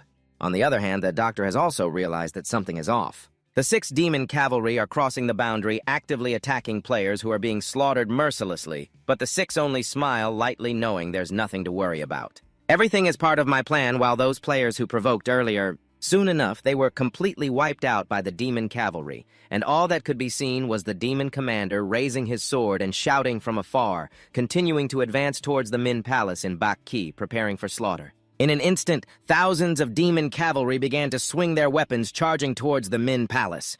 He was originally the leader of the demon cavalry in the ghostly area of the demon commander MT. But when he reached the gates of the Min Palace in Bak Ki, he was startled. Just a glance revealed at least 100,000 people. Even the demon commander with 1000 against 100 would feel the hairs on the back of his neck stand up. He continuously ordered a retreat, but at that moment, figures appeared from behind the demon commander, once again forming a wall of people. It turned out that those previously solitary players were just a distraction. The goal was to lure the demon commander here. The two also gave orders, and at that moment, the campaign for total annihilation officially began. As the words ended, the crowd of players surged like a flood surrounding and attacking. The demon commander, Bak Li, asked the Six, "Is this the plan you mentioned?" The Six replied, "Yes, exactly." After failing in the previous campaign, the three alliances reached an agreement on the forum. They put this annihilation campaign on the game forum. I just highlighted it a bit. 1 against 10 isn't scary. What's scary is that the demon army has to face hundreds. My 150,000 troops in Bak Kai can't be wiped out. In an instant, his demon cavalry still had many on this battlefield, and the demon general was very troubled. They had no formation, no command, and no skills. They relied entirely on their horses. For these demon creatures, although they are ferocious and bloodthirsty, they also fear death. But this time they were completely fearless. None of them feared death. Even though the demons had an advantage in strength against such a continuous wave of attacks, they were completely helpless. Soon enough, the demon general's health was down to 40%, and at the same time he entered a frenzied state. Diep Tuyet Ni, we meet again. This time I will definitely take revenge for this move. Everyone is very clear about it. Ngokwak, be careful. Last time he used this move to take down quite a few of our brothers. The demon commander also recognized the two. Why are you here? It can't be. A few days ago, I clearly killed you. The demon general seemed desperate. He discovered that they could resurrect infinitely, and their fighting spirit was weakening, but these gamers were getting crazier. UAC Len, we need to deal with this demon general. Soon the fire in the demon general's eyes began to shrink, and before he ran out of strength, the demon general emitted a green glow, sending the surrounding players flying. The boss of the demon cavalry has been defeated. The attributes of the demon commander Bin Min Dao increased by 18 points. The weapon skill Fong NHA can be activated once every hour. It deals double damage at a weak range. Equipment level requirement for the warrior profession is 30. The attributes of the demon commander Giop True increased defense by 105 points. Equipment skill Quang Mok requires equipment. Any profession that reaches level 25 can use the Mafu number 1 part of the equipment set, which can be sold in the shop for 500 soul coins. The Six were watching the match very curious about who the player was. Who was lucky enough to land the final blow? Six was very surprised. Bak Li, what's going on? Where did these items come from? Bak Li explained, "You mentioned wanting to set up some hidden professions. Right now the opportunity has come. This Mafu was crafted by the number 1 blacksmith in Bak Ki, used to create items for special warriors. As long as we obtain this Mafu, I'm sure we can develop an upgrade system for the warrior profession.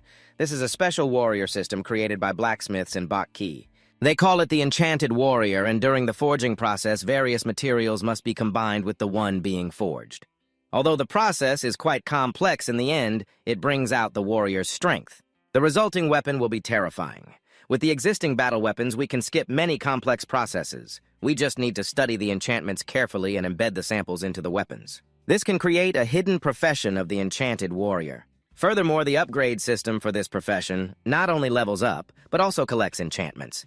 Each enchantment added significantly boosts the warrior's power. Bak Li sighed, wondering when the players would sell the enchanted items to the shop. But just then, Six Vo raised his hand and the green glow of the enchanted item sparkled in his palm. This item was currently useless to the players, so selling it to the shop for 500 soul coins seemed more reasonable. And so the next day in the game, a notification suddenly appeared. The warrior profession had a successor class, the Great Serpent, which was an assassin. He immediately excitedly put on his gaming helmet ready to play. But he quickly remembered, wait, I'm an assassin. Why am I so happy anyway? The warrior has a successor class, so the assassin must be getting one soon too. Let's take a look first and think later. The enchanted warrior pursues ultimate power, going mad and using his own body to inscribe the enchantments of heaven and earth, training the body to be the strongest. Each different enchantment adds personal strength, which increases dramatically while also granting the unique skills of the enchantments. The complete weapon and armor require the initial profession to be a berserker and reach level 30. When the introduction disappears, the enchanted warrior begins to move. The power enchantment is on his body began to shimmer. Moments later, he punched the ground hard, sending a cloud of dust flying. A large pit immediately appeared and cracks began to spread around. The enchanted warrior's defensive enchantment roared, and the emerald light shone brilliantly. He crossed his arms in front of his chest, and a bow of blue light instantly surrounded his body. At the same time, a figure holding a staff appeared, hovering above a series of meteors formed from dark energy falling from the sky. However, the attacks hitting the blue light shield could not penetrate its defense at all, bouncing off the surface after the defensive enchantment demonstration ended. The enchanted warrior activated the speed enchantment, and the emerald light shone brightly. A blue eagle aura enveloped the enchanted warrior, and his figure instantly vanished from sight. After the demonstration ended, the game introduction once again displayed the history of professions which had many development modes. As levels increased, the number of embedded enchantments could also increase. After watching the entire demonstration, Vuong Daimong suddenly shouted, "I've chosen the wrong profession! Can we change it in time?" It completely overturned my perception of the warrior. The system continued to announce this update's content, adding the ability to change from berserker to warrior. The enchantment also added an NPC guide for changing professions, requiring players to complete a quest to successfully change their profession. Six Vo rubbed Bak Li's head, surprised that just one enchantment could lead to a new profession. Bak Li blushed a little. "Now I'm researching the inheritance profession of the mage. Later, 3 inheritance paths for the mage will be introduced for players to choose from. The mage will soon have 3 inheritance paths focusing on control and status, simply the curse line. Then there's the damage-focused line, the monster line, and finally the transformation line, the metal monster line. Each line has its own characteristics and is very powerful." Six Vo asked, "What about the assassin? What will the assassin's inheritance be like?" Bak Li hesitated for a moment. I'm still considering. The professions I create all require special materials to combine, which is equivalent to creating a new body template for the players. It's not just a matter of adding something. Therefore, each inheritance profession must be thought out carefully and researched thoroughly multiple times.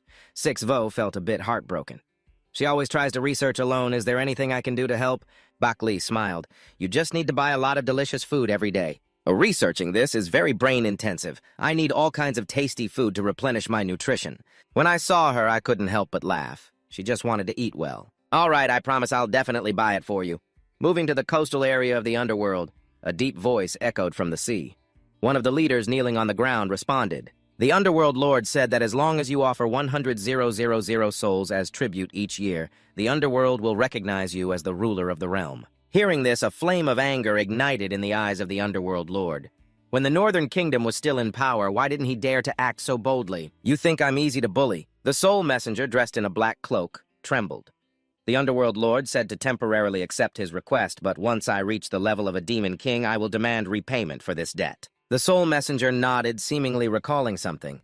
The Underworld Lord asked, "The third demon's soul has extinguished." The Soul Messenger replied, "Yes, the third demon. Isn't he stationed at the boundary of the realm and the underworld, such a safe area? Why did he die?" The Soul Messenger shook his head.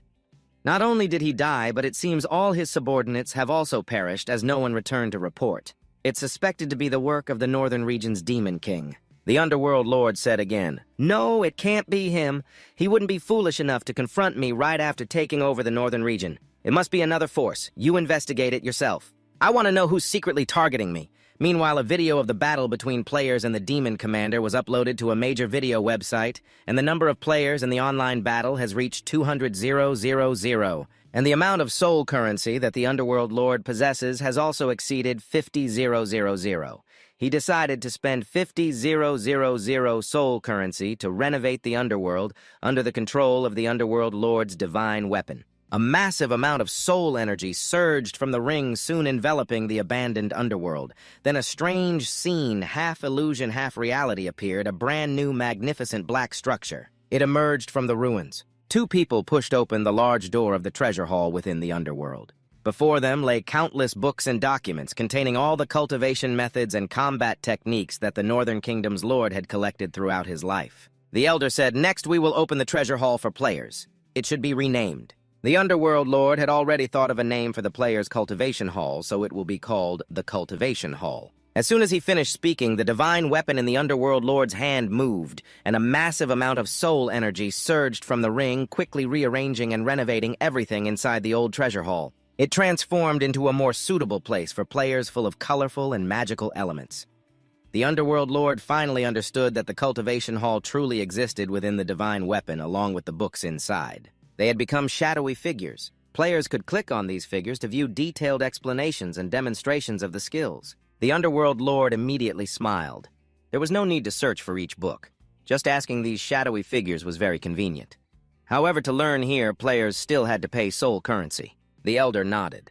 Of course, besides needing soul currency, there were also level restrictions. For some players, even if their bodies were upgraded and enhanced, they still couldn't withstand certain powerful spells. Inside the man's mind, he spent 50,000 soul currency to rebuild the Underworld, even renovating the cultivation hall for the second time. The Underworld Lord temporarily divided this area into 3 major professions: warriors, mages, and assassins. Each major profession was further divided into 5 smaller areas: beginner cultivation area, intermediate cultivation area, and advanced cultivation area, the spirit cultivation area, and the elemental cultivation area. Furthermore, due to the large number of players, the divine weapon opened several parallel spaces here, each capable of holding up to 1000 players. This is equivalent to setting up different channels in the game. After the Underworld Lord finished arranging everything, a notification appeared announcing the official start of learning skills. All players who reach level 20 can go to the cultivation hall to choose their combat skills to comprehend. However, not long after the announcement was made, many players rushed to the cultivation hall, and almost all of them were mages, with mages specializing in summoning ghost soldiers, controlling ghost soldiers, and condensing ghost warriors to serve the power of each ghost warrior. To summon a maximum of 10 level 20 ghost warriors, you need to have a level 1 player's strength, and you can learn the skill that doubles the number of summons each time you level up. The Necromancer's skill, Evil Thought, creates a toxic aura that continuously deals damage over a wide area, and you can only learn this skill at level 20. Each level up can increase the area and power of the Evil Thought skill, summoning wandering demons that protect the Necromancer's body. You can only learn this skill at level 30. The power of the demon skill is unpredictable and influenced by environmental factors. The higher the level, the stronger the demon becomes.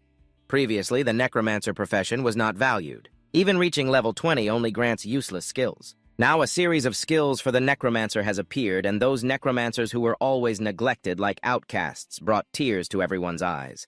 Finally, this terrible operator remembered this profession. This made Bak Li, one of the operators, sweat profusely. It seems that the Necromancer players from before are very resentful about this. I just saw Bak Li waving his hand, saying to move on. Let's continue upgrading the online battle to the next step to save players' travel time. He has spent 5000 soul coins to build the teleportation station. Placed in key areas between the entrance of the Soul Mountain and the Underworld, this is definitely good news for players because each time they respawn at the Soul Mountain, they can craft items. They have to spend a lot of time traveling due to the desire to inherit the warrior profession, and the players with this profession began to leave the Underworld. They are looking for materials to change professions in the wild. Building the teleportation station will greatly increase their efficiency, requiring the first stage of the warrior profession inheritance. Hunting designated monsters requires stage 2 to collect materials for crafting charms. They must complete one of the 2 materials that make up the power charm, which is the black stone mined from the lapis lazuli mine. The lava core is mined from the wolf fang mine, and the black armor fragment is mined from the fireland. The materials that make up the rubber stone charm are mined from the water mine. The soul core is mined from the Deepwater River, and the death stone drops when killing the soul demon, along with many materials for the destruction charm. This is required for stage 3 of the warrior profession inheritance. Profession change successful. Unlocking the profession upgrade mode, Bak Li said, so even though the initial investment for the teleportation station is huge, it's definitely worth it. Each time they have to pay a soul coin for the teleportation fee. With so many players, they will surely recover soon, so they are adding the long-awaited live stream feature. This will allow dead players in the game, those who are in cooldown, to have a place for entertainment. Then he sets up 6 types of gifts and allows any reward items. He will also collect a 50% service fee in an underground research room where the virtual game cabins are flashing lights during the final testing phase of the researcher. An elderly man with white hair looked bewildered at the lights slowly turning on excitedly, saying that this virtual game cabin combined with nutritional services has succeeded. It allows players to stay in for 24 hours without any impact on their bodies. We have succeeded. Soon, Chairman Tran called an emergency meeting saying that he just received good news from our virtual game cabin research department. We have finally succeeded. So next, we should find game companies to collaborate with, using their reputation to open up the market and find more agents. At that moment, the secretary rushed in saying urgently that it was not good, Chairman Tran. The Tip Duke Company from Country A just announced the virtual game cabin at their press conference. He connected the tablet to the projector in the meeting room, showing the press conference as everyone had been waiting for a long time. The Tip Duke Company's virtual game cabin has successfully been researched. After countless data checks, I assure you of the stability of the cabin. On the other end, Ngo Kwok also called, saying to quickly check the news about Tip Duke announcing the virtual game cabin. Then you can experience the game for 24 hours. Just now, the operation department of Tip Duke contacted me hoping I could promote collaboration, so I invited 30 major game companies, including the old ones. Remember to be on time tomorrow morning. Six agreed, then hung up. He excitedly mentioned that for the players' health, there had to be a limit of 12 hours of gameplay in the virtual game cabin. The opportunity for our player faction to develop faster has arrived. The next day at the company headquarters, many famous game developers from the country were present. The representative from the Tip Duke Company arrived right on time, looking somewhat annoyed that Chairman Ngo had not yet opened the meeting. Who else are we waiting for at this moment? Ngo Kwok Not looked worried. Occasionally glancing at the clock, but still not seeing Six not long after Six entered, holding hands with Back Lie, saying, "We got stuck in traffic. Sorry for being late." Ngo Kwok Not didn't blame him. As long as he arrived, that was enough. "Please take a seat." But he also brought the girl along. We didn't arrange any extra seats. We only saw Six sit down saying, "It's fine," while lifting Bei Si Lai onto his lap, saying, "My little sister doesn't like being alone." This made the corner of Chairman Ngo's mouth twitch slightly. That girl Olasa began to speak, and Olasa nodded, "All right." Everyone knows that our Tip Duke Company is a leader in the virtual reality field, being the first in the world to create something more advanced than virtual reality headsets. That is the virtual game chamber. This self-praising speech lasted for an hour. At this point, Bac Lee had rested her head on Six's shoulder, sound asleep, and the meeting was nearing its end. The cooperation request that Olasa put forth was, game developers must submit 20% of their profits each year as a platform fee for their game chambers. Hearing this, the representatives from the game companies widened their eyes in shock, and the atmosphere in the meeting room fell silent for a moment. At this moment, someone spoke up. "We are really interested, but submitting 20% exceeds our budget. We need to report this to the board chairman." Olasa coldly replied. "As long as our virtual game chamber launches, countless gamers will flock to it, and any game that gets onto our platform will definitely make a fortune." In her heart, she thought she could outdo all the game companies, let alone 20% even higher demands they wouldn't be able to refuse. But just then, Six suddenly spoke up. "I'm not interested, I'm out." Olasa smiled lightly. "Sir, do you have any questions about our cooperation request? Or do you not understand what we're saying at this moment?" Bac Lee rubbed her eyes, her hands messing up the mood beside Ngo Kwok Not, who was stunned. "Six, don't rush to refuse. This is a business negotiation. If the conditions aren't right, we can still negotiate slowly. After all, for any game company, this is also an opportunity." Olasa's gaze changed suddenly, staring at him. "Sir, please think carefully before making a decision." But Six, feeling unbothered, stood up straight. "No need for that, girl. I'm stating my thoughts clearly. I refuse this cooperation." He turned away majestically. "Sorry, Mr. Ngo. Just like when I refused his buyout offer, he wouldn't share the benefits of the online battle with anyone else. That would be an insult to Team 5. Our development and ideals will lead the way. This man is live-streaming taming a wild beast as a mount. First he tied it up using force to suppress it, then lured it with food, watching the beast become weaker. The taming rate reached 60%, about to succeed. Then a stream of black air appeared from nowhere, causing the surrounding trees to wither visibly. Even the wild beast, tied to the tree, instantly turned into a white skeleton. Before long, a soul messenger in a black cloak hovered in the air. The man live-streaming immediately drew a long sword. "DM, are you looking for death?" The soul messenger stretched out two hands, and streams of black air quickly shot out from behind him, turning into sturdy black vines that tightly bound the three players in place. The three struggled. "What the hell is this black smoke? Why can't we escape? What is that guy?" The horrified eyes of the soul messenger suddenly flashed, and he spoke in a hoarse voice. "Now I ask you, answer me. Where do you come from? Do you know why the demons are stationed here? You will die. Those players aren't fools, so you must be one of the demon generals." In an instant, I only see the soul-reaping messenger raising their hand, repeating the same words. I ask you, and you answer. At this moment, the black vines are tightening around the man with golden hair, making him feel suffocated. Don't let the dark clouds and vines tighten any further as the three of them face each other. Are we done for? Maybe so. The creditor has come knocking. I remember back then I even posted a picture of that demon overseer. The soul-reaping messenger was stunned. Did you kill the demon overseer? It's impossible. With your strength, how could you kill the demon overseer? The man with golden hair shrugged it off, saying he was just an NPC. If you have the guts, let us go. Wait until I finish my transformation. I'll take you on. The other two chimed in, pleading, "Don't kill us, we hold grudges. Anyone who kills us will get back at them. Don't make a mistake." Hearing this, the fire in the soul-reaping messenger's pupils blazed. Do you know who I am? I am the soul-reaping messenger under the command of Lord Shana, responsible for collecting souls. If you meet me, you have no chance of becoming a primal soul, after saying that he used the black vines to invade their bodies. However, the soul-reaping messenger quickly discovered that the souls of these three could not be absorbed, as if a great power was holding their souls firmly in their flesh. If that's the case, I'll directly destroy your flesh and see where your souls can run to. Saying this, he swung his hand again, and the black vines immediately transformed into sharp thorns. They instantly tore apart the three players on the spot, and soon the corpses on the ground turned to smoke and vanished. This scene puzzled the soul-reaping messenger. Not only did no spiritual energy escape, but the original souls that had melded into their flesh also disappeared along with their bodies in a strange manner. This completely contradicts the laws of the underworld. Living beings in the underworld die. Their souls enter the cycle of reincarnation, and spiritual energy disperses into the heavens and the earth. But the current situation completely violates this law. While pondering, a few more players appeared, behind one of whom spoke up, still thinking that this soul-reaping messenger was an NPC, secretly a mysterious merchant officially announced. The golden-haired guy forgot he was acting. The soul-reaping messenger asked if he was the mysterious merchant. I read on the forum that a lucky guy once met the mysterious merchant. He bought a piece of material for his warrior's spell for 5 soul coins and then sold it for over 100 soul coins. This time we're going to get rich. He was originally the soul-reaping messenger under the demon general Shana, responsible for collecting souls, but now the players mistook him for an NPC, a hidden mysterious merchant. I only saw the man place a hand on his shoulder. "Hey buddy, are you selling? Let's make a deal, once to get acquainted and twice to get close. Everyone meeting is fate. Can you give us a discount?" At this moment, the soul-reaping messenger was completely furious. He doubted whether the brains of these strange beings were stuffed with toxic gas.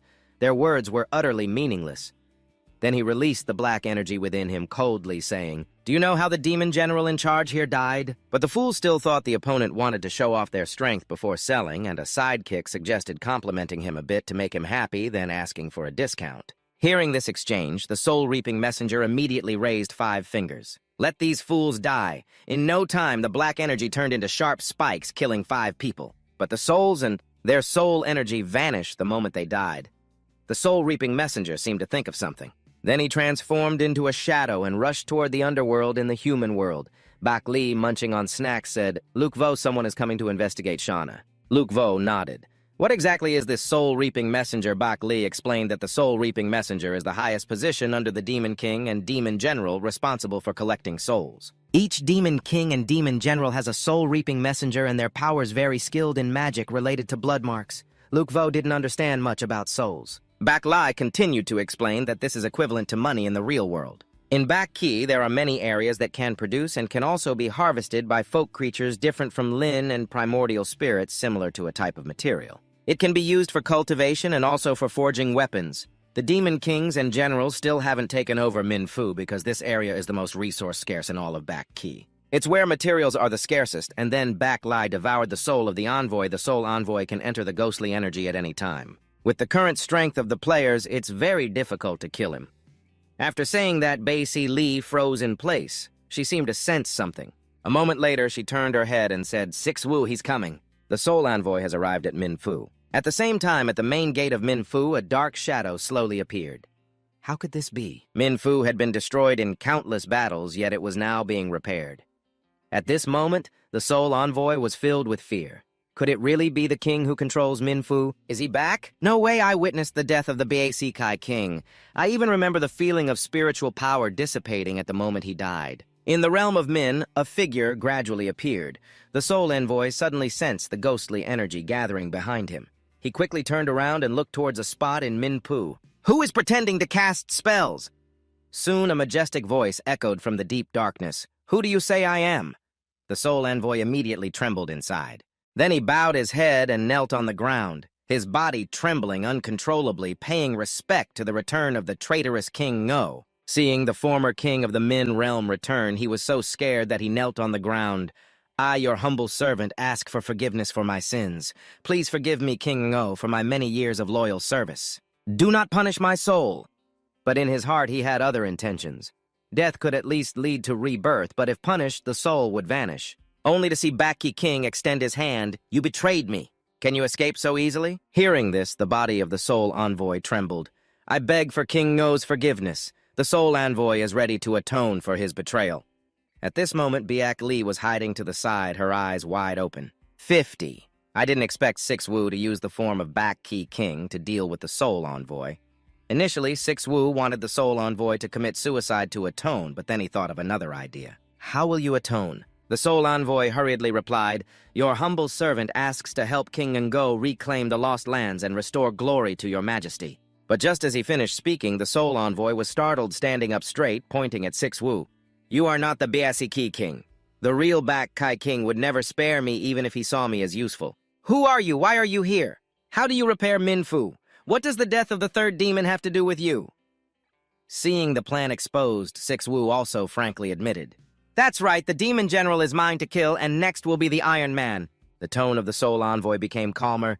You dare to do such bold things. But Biak Kai is not a place where you can run rampant.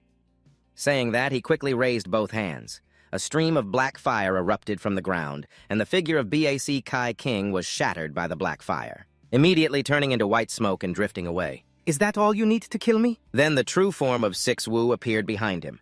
I am really not the Bac King, but I have his bloodline.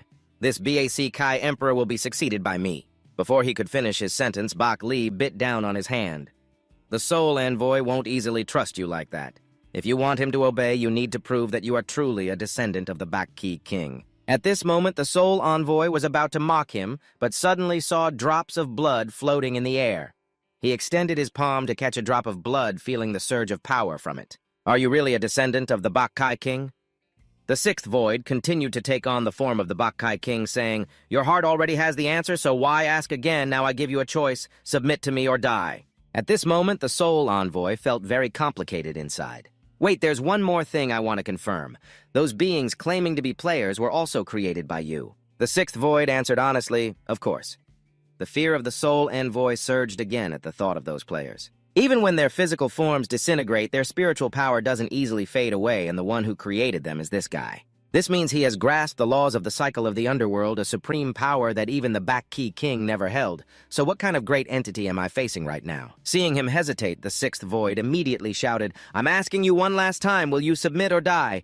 Hearing this, the soul envoy no longer hesitated and immediately knelt down to pay respects to the king, the soul envoy. I pay my respects to the current king.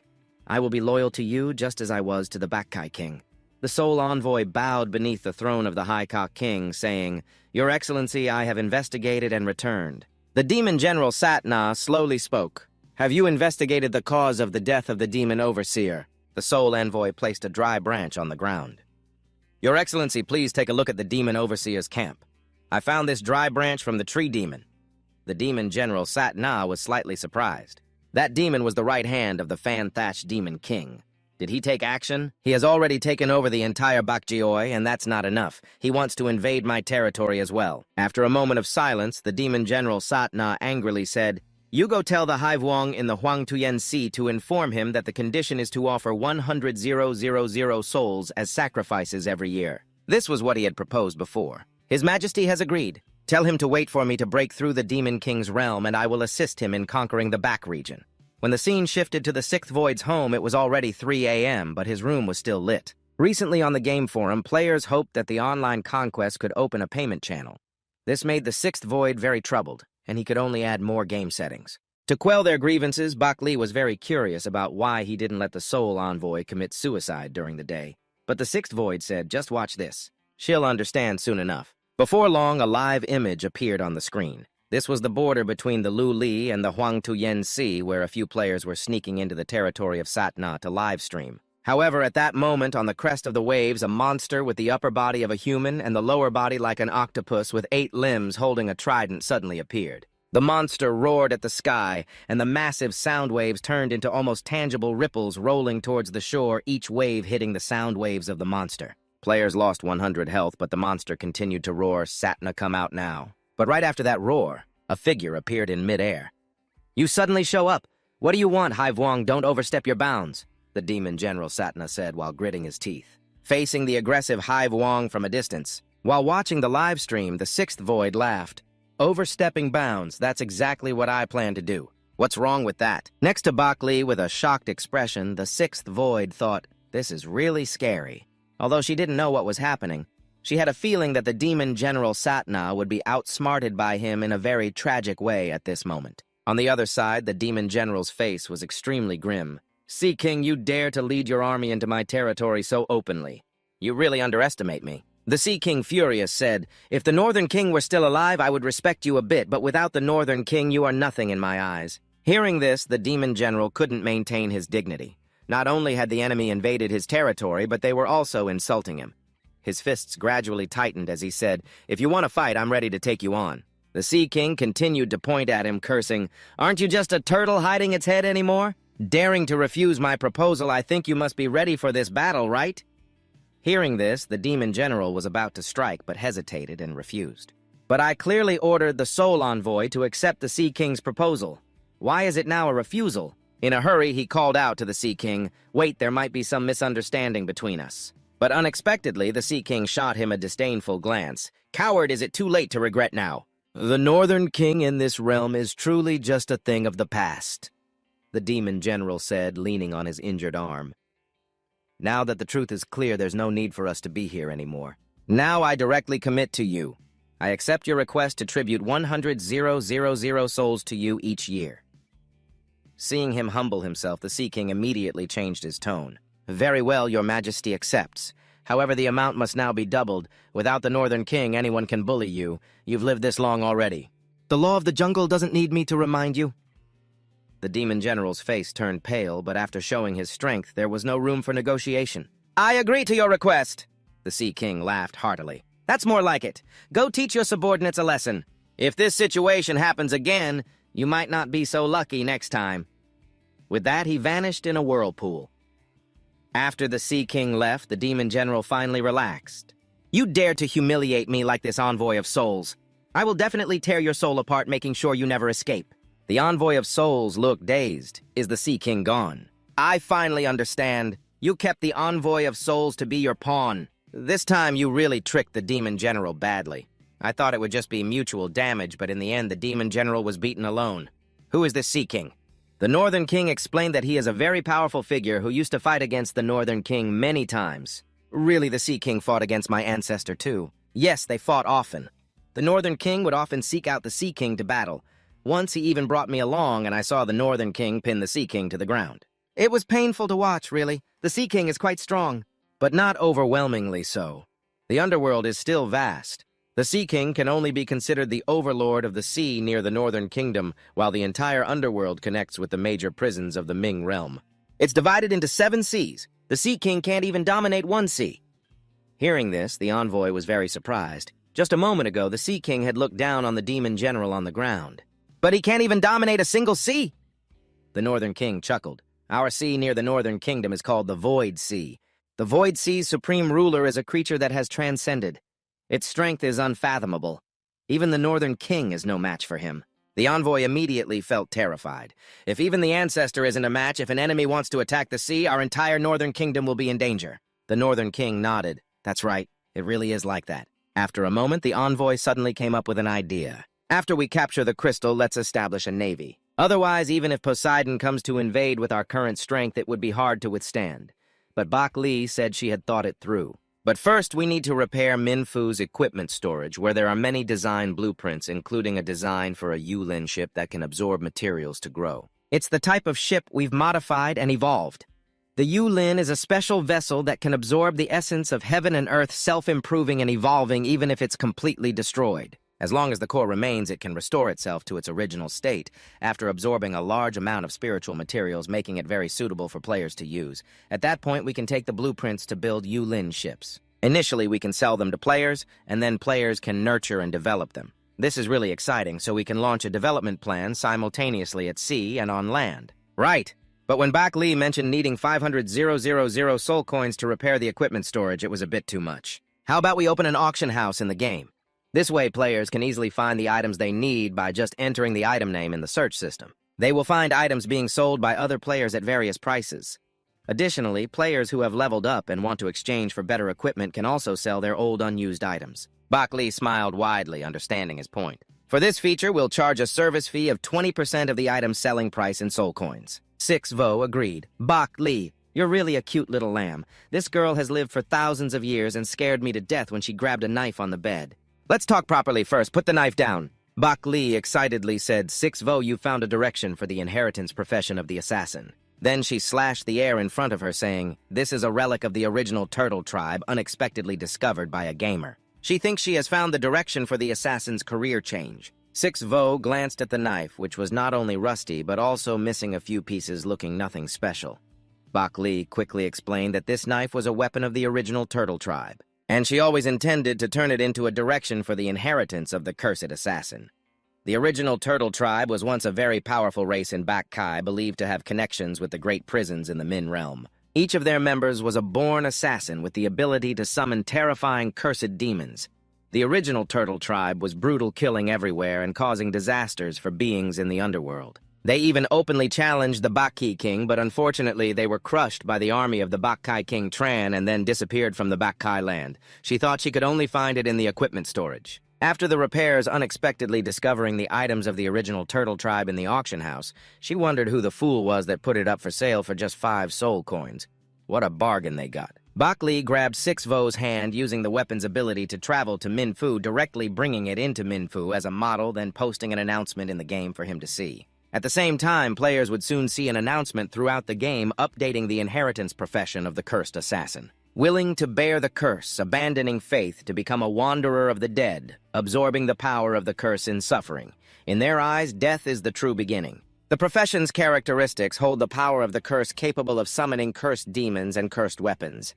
The initial profession must be an assassin at level 30. Hell Path 1 summons the Demon Servant for 30 minutes. During this time, all damage dealt will have the power of the Demon Servant, and under the protection of the Demon Servant, damage taken is reduced by 15%. Hell Path 2 200000 healing, turning into a messenger. The profession's characteristic holds the power of a curse capable of summoning cursed demons, requiring the initial profession to be an assassin at level 30. The Hell Path summons the Demon Servant for 30 minutes during this time. All damage dealt also gains the strength of the Demon Servant, while under its protection, damage received is reduced by 15% with a Hell Path of 200000 healing as the envoy.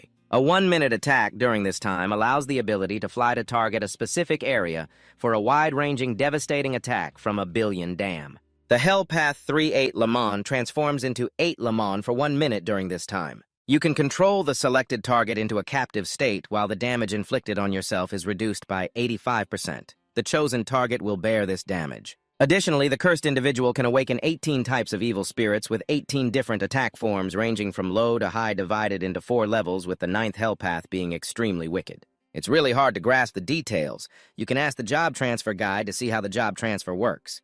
Players are completely crazy, feeling that this job is even stronger than the warrior's spell. Even suicide can kill others, requiring the job transfer mission for the Assassin's Curse. The Assassin's Curse job transfer mission has been posted. A player who is level 30 or above can accept the job transfer mission and hunt any monsters excluding other players to earn additional red blood essence. Collecting 10,000 points of red blood essence can unlock the first Hell Path for a successful job transfer. The Assassin's Curse mission 2 upgrades the profession to Hell Path.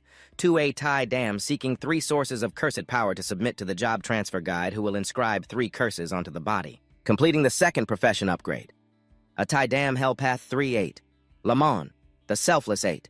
Lamon sacrifices in death to understand the essence of 8 Lamon at extreme difficulty. Players self-realize from hell to Tuhan's sun, collecting fragments of divine spirits from the mountain and submitting them to the job transfer master to complete the upgrade, leaving all gamers stunned. For the first time, they see a job transfer requirement this difficult. They also have to self-realize how to view comments on the Trung back channel, feeling quite helpless. The curse design is good, but the upgrade entirely depends on the player's ability, especially the self-sacrifice skill. Even the ancient cursed tribes had only a few who could do it. 6 Vo sighs. During this phase, the refinement of inherited professions is slowly being implemented, but the hidden profession field is completely empty, but Bak Li simply says. 6 Vo just needs to restore Huan 07. Huan 07 is where the ancient Bak Ki king used to keep defeated enemy generals and the souls of fallen warriors. Many famous generals who once followed the Bak Kai king to expand the territory are inside. Huan 07 is a worship architecture. Among those souls are several highly talented warriors whose legacies can be inherited through weapons. Thus, the war continues. We just need to set up some random missions to activate job transfers in the game when players complete them. They will receive that inherited power to become hidden professions in the game. Meanwhile, the Black Sea Technology Company is convening an emergency meeting. It turns out that Tiep Duke has successfully researched ahead of them. The game cabin is a step ahead, thus gaining rights from famous domestic game companies when the boss's assistant suddenly speaks up, Chairman Tran, according to news from Platform 173. There is still one game company that has not signed an agreement with Tiep Duke. Moreover, they are the ones who actively refuse. The man sighs. One game company is better than none. You should negotiate to see if a cooperation agreement can be signed. Try to meet their requirements as much as possible. On one side, 6 Vo is having a headache because there are too many features that need to be expanded in the game recently, although the capabilities of the Qin weapons are growing rapidly, but still not enough at this time. His phone rings. When he answers, the other party gets straight to the point. Mr. 6, we are the Black Sea Technology Company, and we hope your game can cooperate with the cabin. Your phone rang, and when you answered, the other party got straight to the point. Mr. 6, we are the Black Sea Technology Company, and we hope your game can collaborate with us. Our virtual game hasn't let him finish speaking yet. 6V immediately responded, saying they had an impression of you without needing to meet face-to-face. I just have one question. If we collaborate, will you charge a fee? The assistant was stunned after hearing this. Chairman Tran took the phone and said he would speak directly with him. Picking up the call, Chairman Tran got straight to the point without beating around the bush. 6V won't charge a fee, and is also ready to integrate your game as pre-installed software in the gaming booth so players won't need to download it separately but can see it right in the game list. Seeing him so happy, 6Vav immediately agreed. After all, the virtual gaming booth is more beneficial for stability and player growth. The man slashed his hand, letting the blood flow down the stone wall. Before long, a ghostly white dog leaped out from the rock wall, soaring above the man. Instantly, his blood fully recovered as he felt disappointed.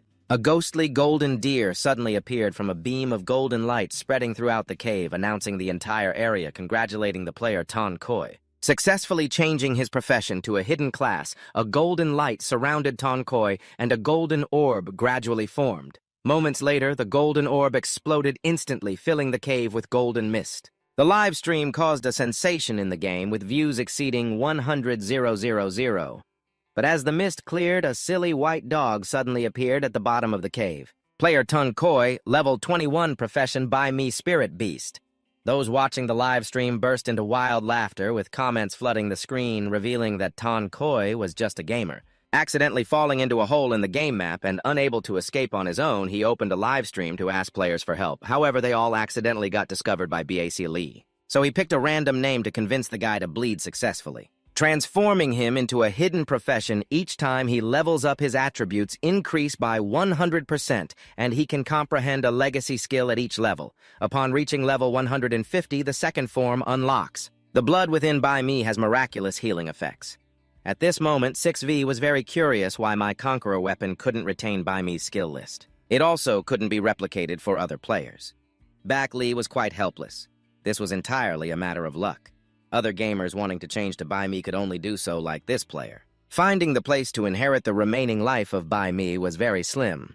Meanwhile, Tan Koi easily escaped the cave thanks to the powerful stats of his new body. He looked at the attribute panel, his face filled with joy. As a novice gamer with no skills and no money spent obtaining this profession was truly about to reach the peak of life, but as he got carried away, he imagined a network of vines falling from the sky, wrapping around him in an instant, then being brutally beaten by 3 other players, finally capturing the beast. Then I learned the taming profession from a grandmaster. I must successfully tame it. A girl holding a magic staff said disappointedly, "It seems it's not a beast, it's just a little white dog." The boy laughed. "Why not tie it up and practice first? The beast is harder to tame." So before Tan Koi's bewildered gaze, they tied him to a dry tree. The girl said, "This wild creature has a fierce nature. Don't be fooled by its small size. It's very fierce. So you have to hit it hard to scare it." That's the first step in taming something I learned from the Grandmaster. At this moment, the girl pulled out a staff from somewhere, grinning. I know what to do now. Seeing the girl so eager, Ton Koi immediately barked, woof, woof, woof. The woman was the head of the Czech-German company, and upon learning that 6V's online battle game wouldn't refuse to cooperate with rival companies, she immediately ordered her assistant to block the online battle game in all the booths we released. Additionally, inform our headquarters in the country so that they can coordinate with us to jointly seal off this game. We must let the gaming companies of Long Country understand the consequences of daring to refuse our Czech-German company. At this moment in this world of Ming Realm, 6V suddenly sneezed. How's the player who was transferred to the Buy Me profession doing? Bak Li said that those watching the live stream couldn't hold back anymore and rushed to save him, but the torment almost made him surrender. At this moment, 6V sensed the Soul Messenger approaching. The divine essence of the battle condensed into the image of the Northern King who bowed his head in reverence before the figure not far away, the Soul Messenger, to pay respects to the Ngo King. The divine being obeyed the command and returned to the side of the moment, first using a willow branch to deceive him about the cause of the death of the demon overseer. Then the moment instructed me to meet the Sea King. I agreed to his request, but I deceived the Sea King according to the Ngo King's guidance, saying that the moment had rejected his request, and then he offered the object in his hand. This is all the souls that the moment possesses. The divine being has absorbed them all into this soul gem, completely following the Ngo King's instructions, leaving him with not a single soul. After saying this, he deeply bowed down. The Soul Messenger had been completely exposed, and the moment merciless would definitely not forgive the divine being. Please protect me, No King, and grant me pride. At this moment, the soul gem hung in his hand, having absorbed 119 souls. Bak Li immediately gave a thumbs up, not only deceiving the moment, but also getting beaten by the Sea King. Moreover, it caused the Soul Messenger to lose all the souls he had painstakingly accumulated. Bak Li was truly ruthless, his face filled with a smile as he waved his hand towards the Soul Messenger. You did very well. This is a reward I give you. Soon a stream of soul power infiltrated the body of the Soul Messenger, the soul power acting as a catalyst igniting the soul flame in his mind. The Soul Messenger was stunned. He could even control the soul power to elevate my strength to half a realm. The lower divine being thanked the Ngo King for the reward, thinking to himself. Unlike players who enhance their strength for the Soul Messenger, it was actually not difficult. The growth of players is like digging a canal to accumulate a lake, needing to be done step by step. But the Soul Messenger was originally a being that had cultivated for thousands of years. I was just adding a bit of water to his lake. However, this scene also left Bak Lam in awe. For the Soul Messenger, this was an earth-shattering technique. Moreover, he understood the debts and rights, clearly thus possessing the demeanor of a monarch. Bak Li did not intend to let him stay here. He then said to the Soul Messenger, I have a new mission for you. The Soul Messenger raised his head. Please speak, Your Majesty. I will definitely do my utmost.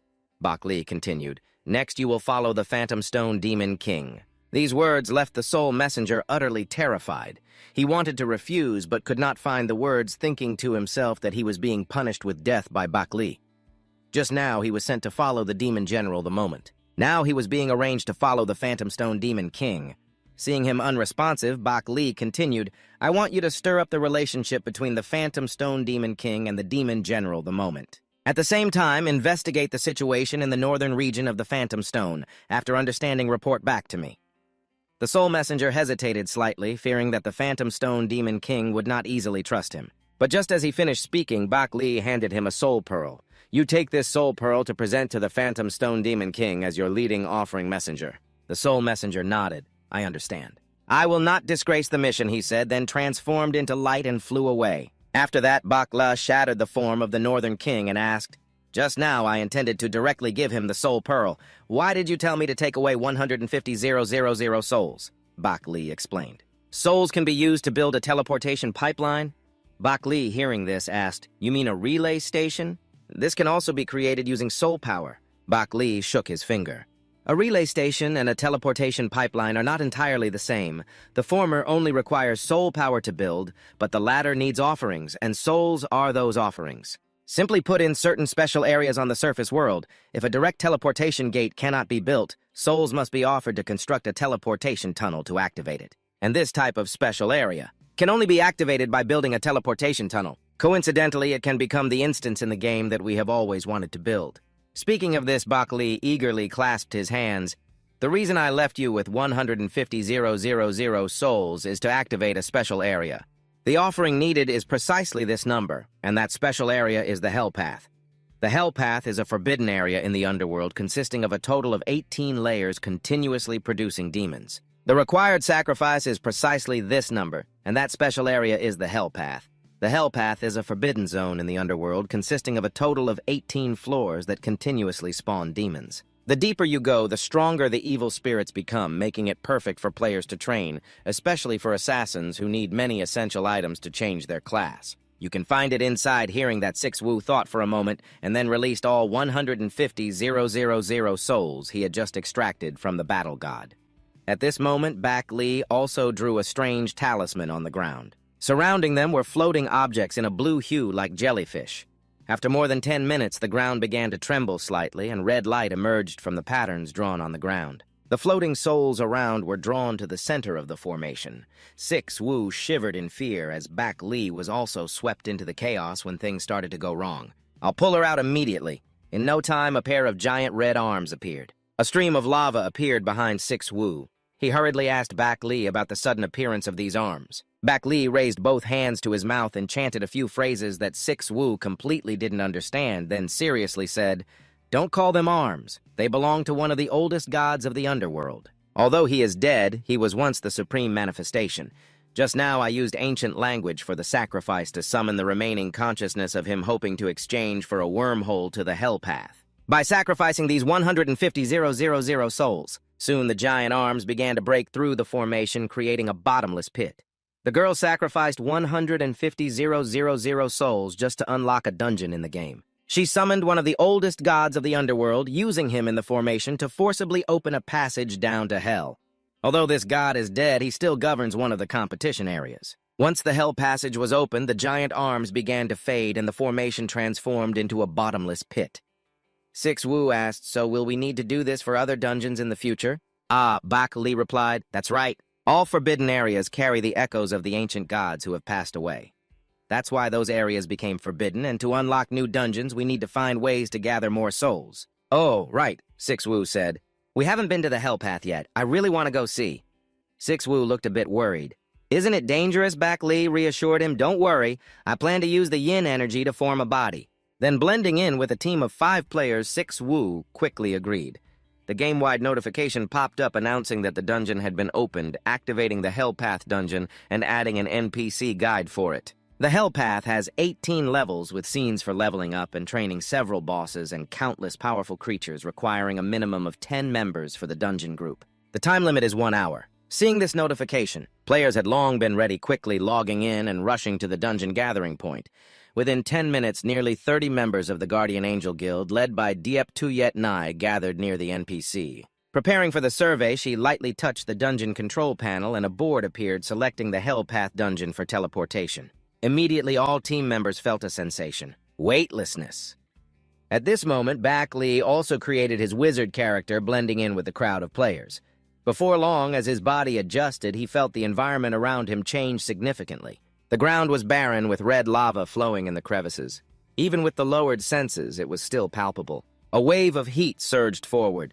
Tuyet Ni observed her surroundings and said, "Everyone stay calm and follow the group according to the guide's instructions. This dungeon has a lot of materials and precious treasures. Search carefully. Don't miss anything." At this moment, Diep Tien noticed a cave to the left of the waterfall. But standing too close, his health was continuously decreasing. Tuyet Ni approached him. "Hey, you're losing health. Quick, get away from that lava waterfall." But Diep Tien said, "It's fine. I'm only losing a drop of health every second. There must be something valuable inside." So everyone ventured deeper into the cave.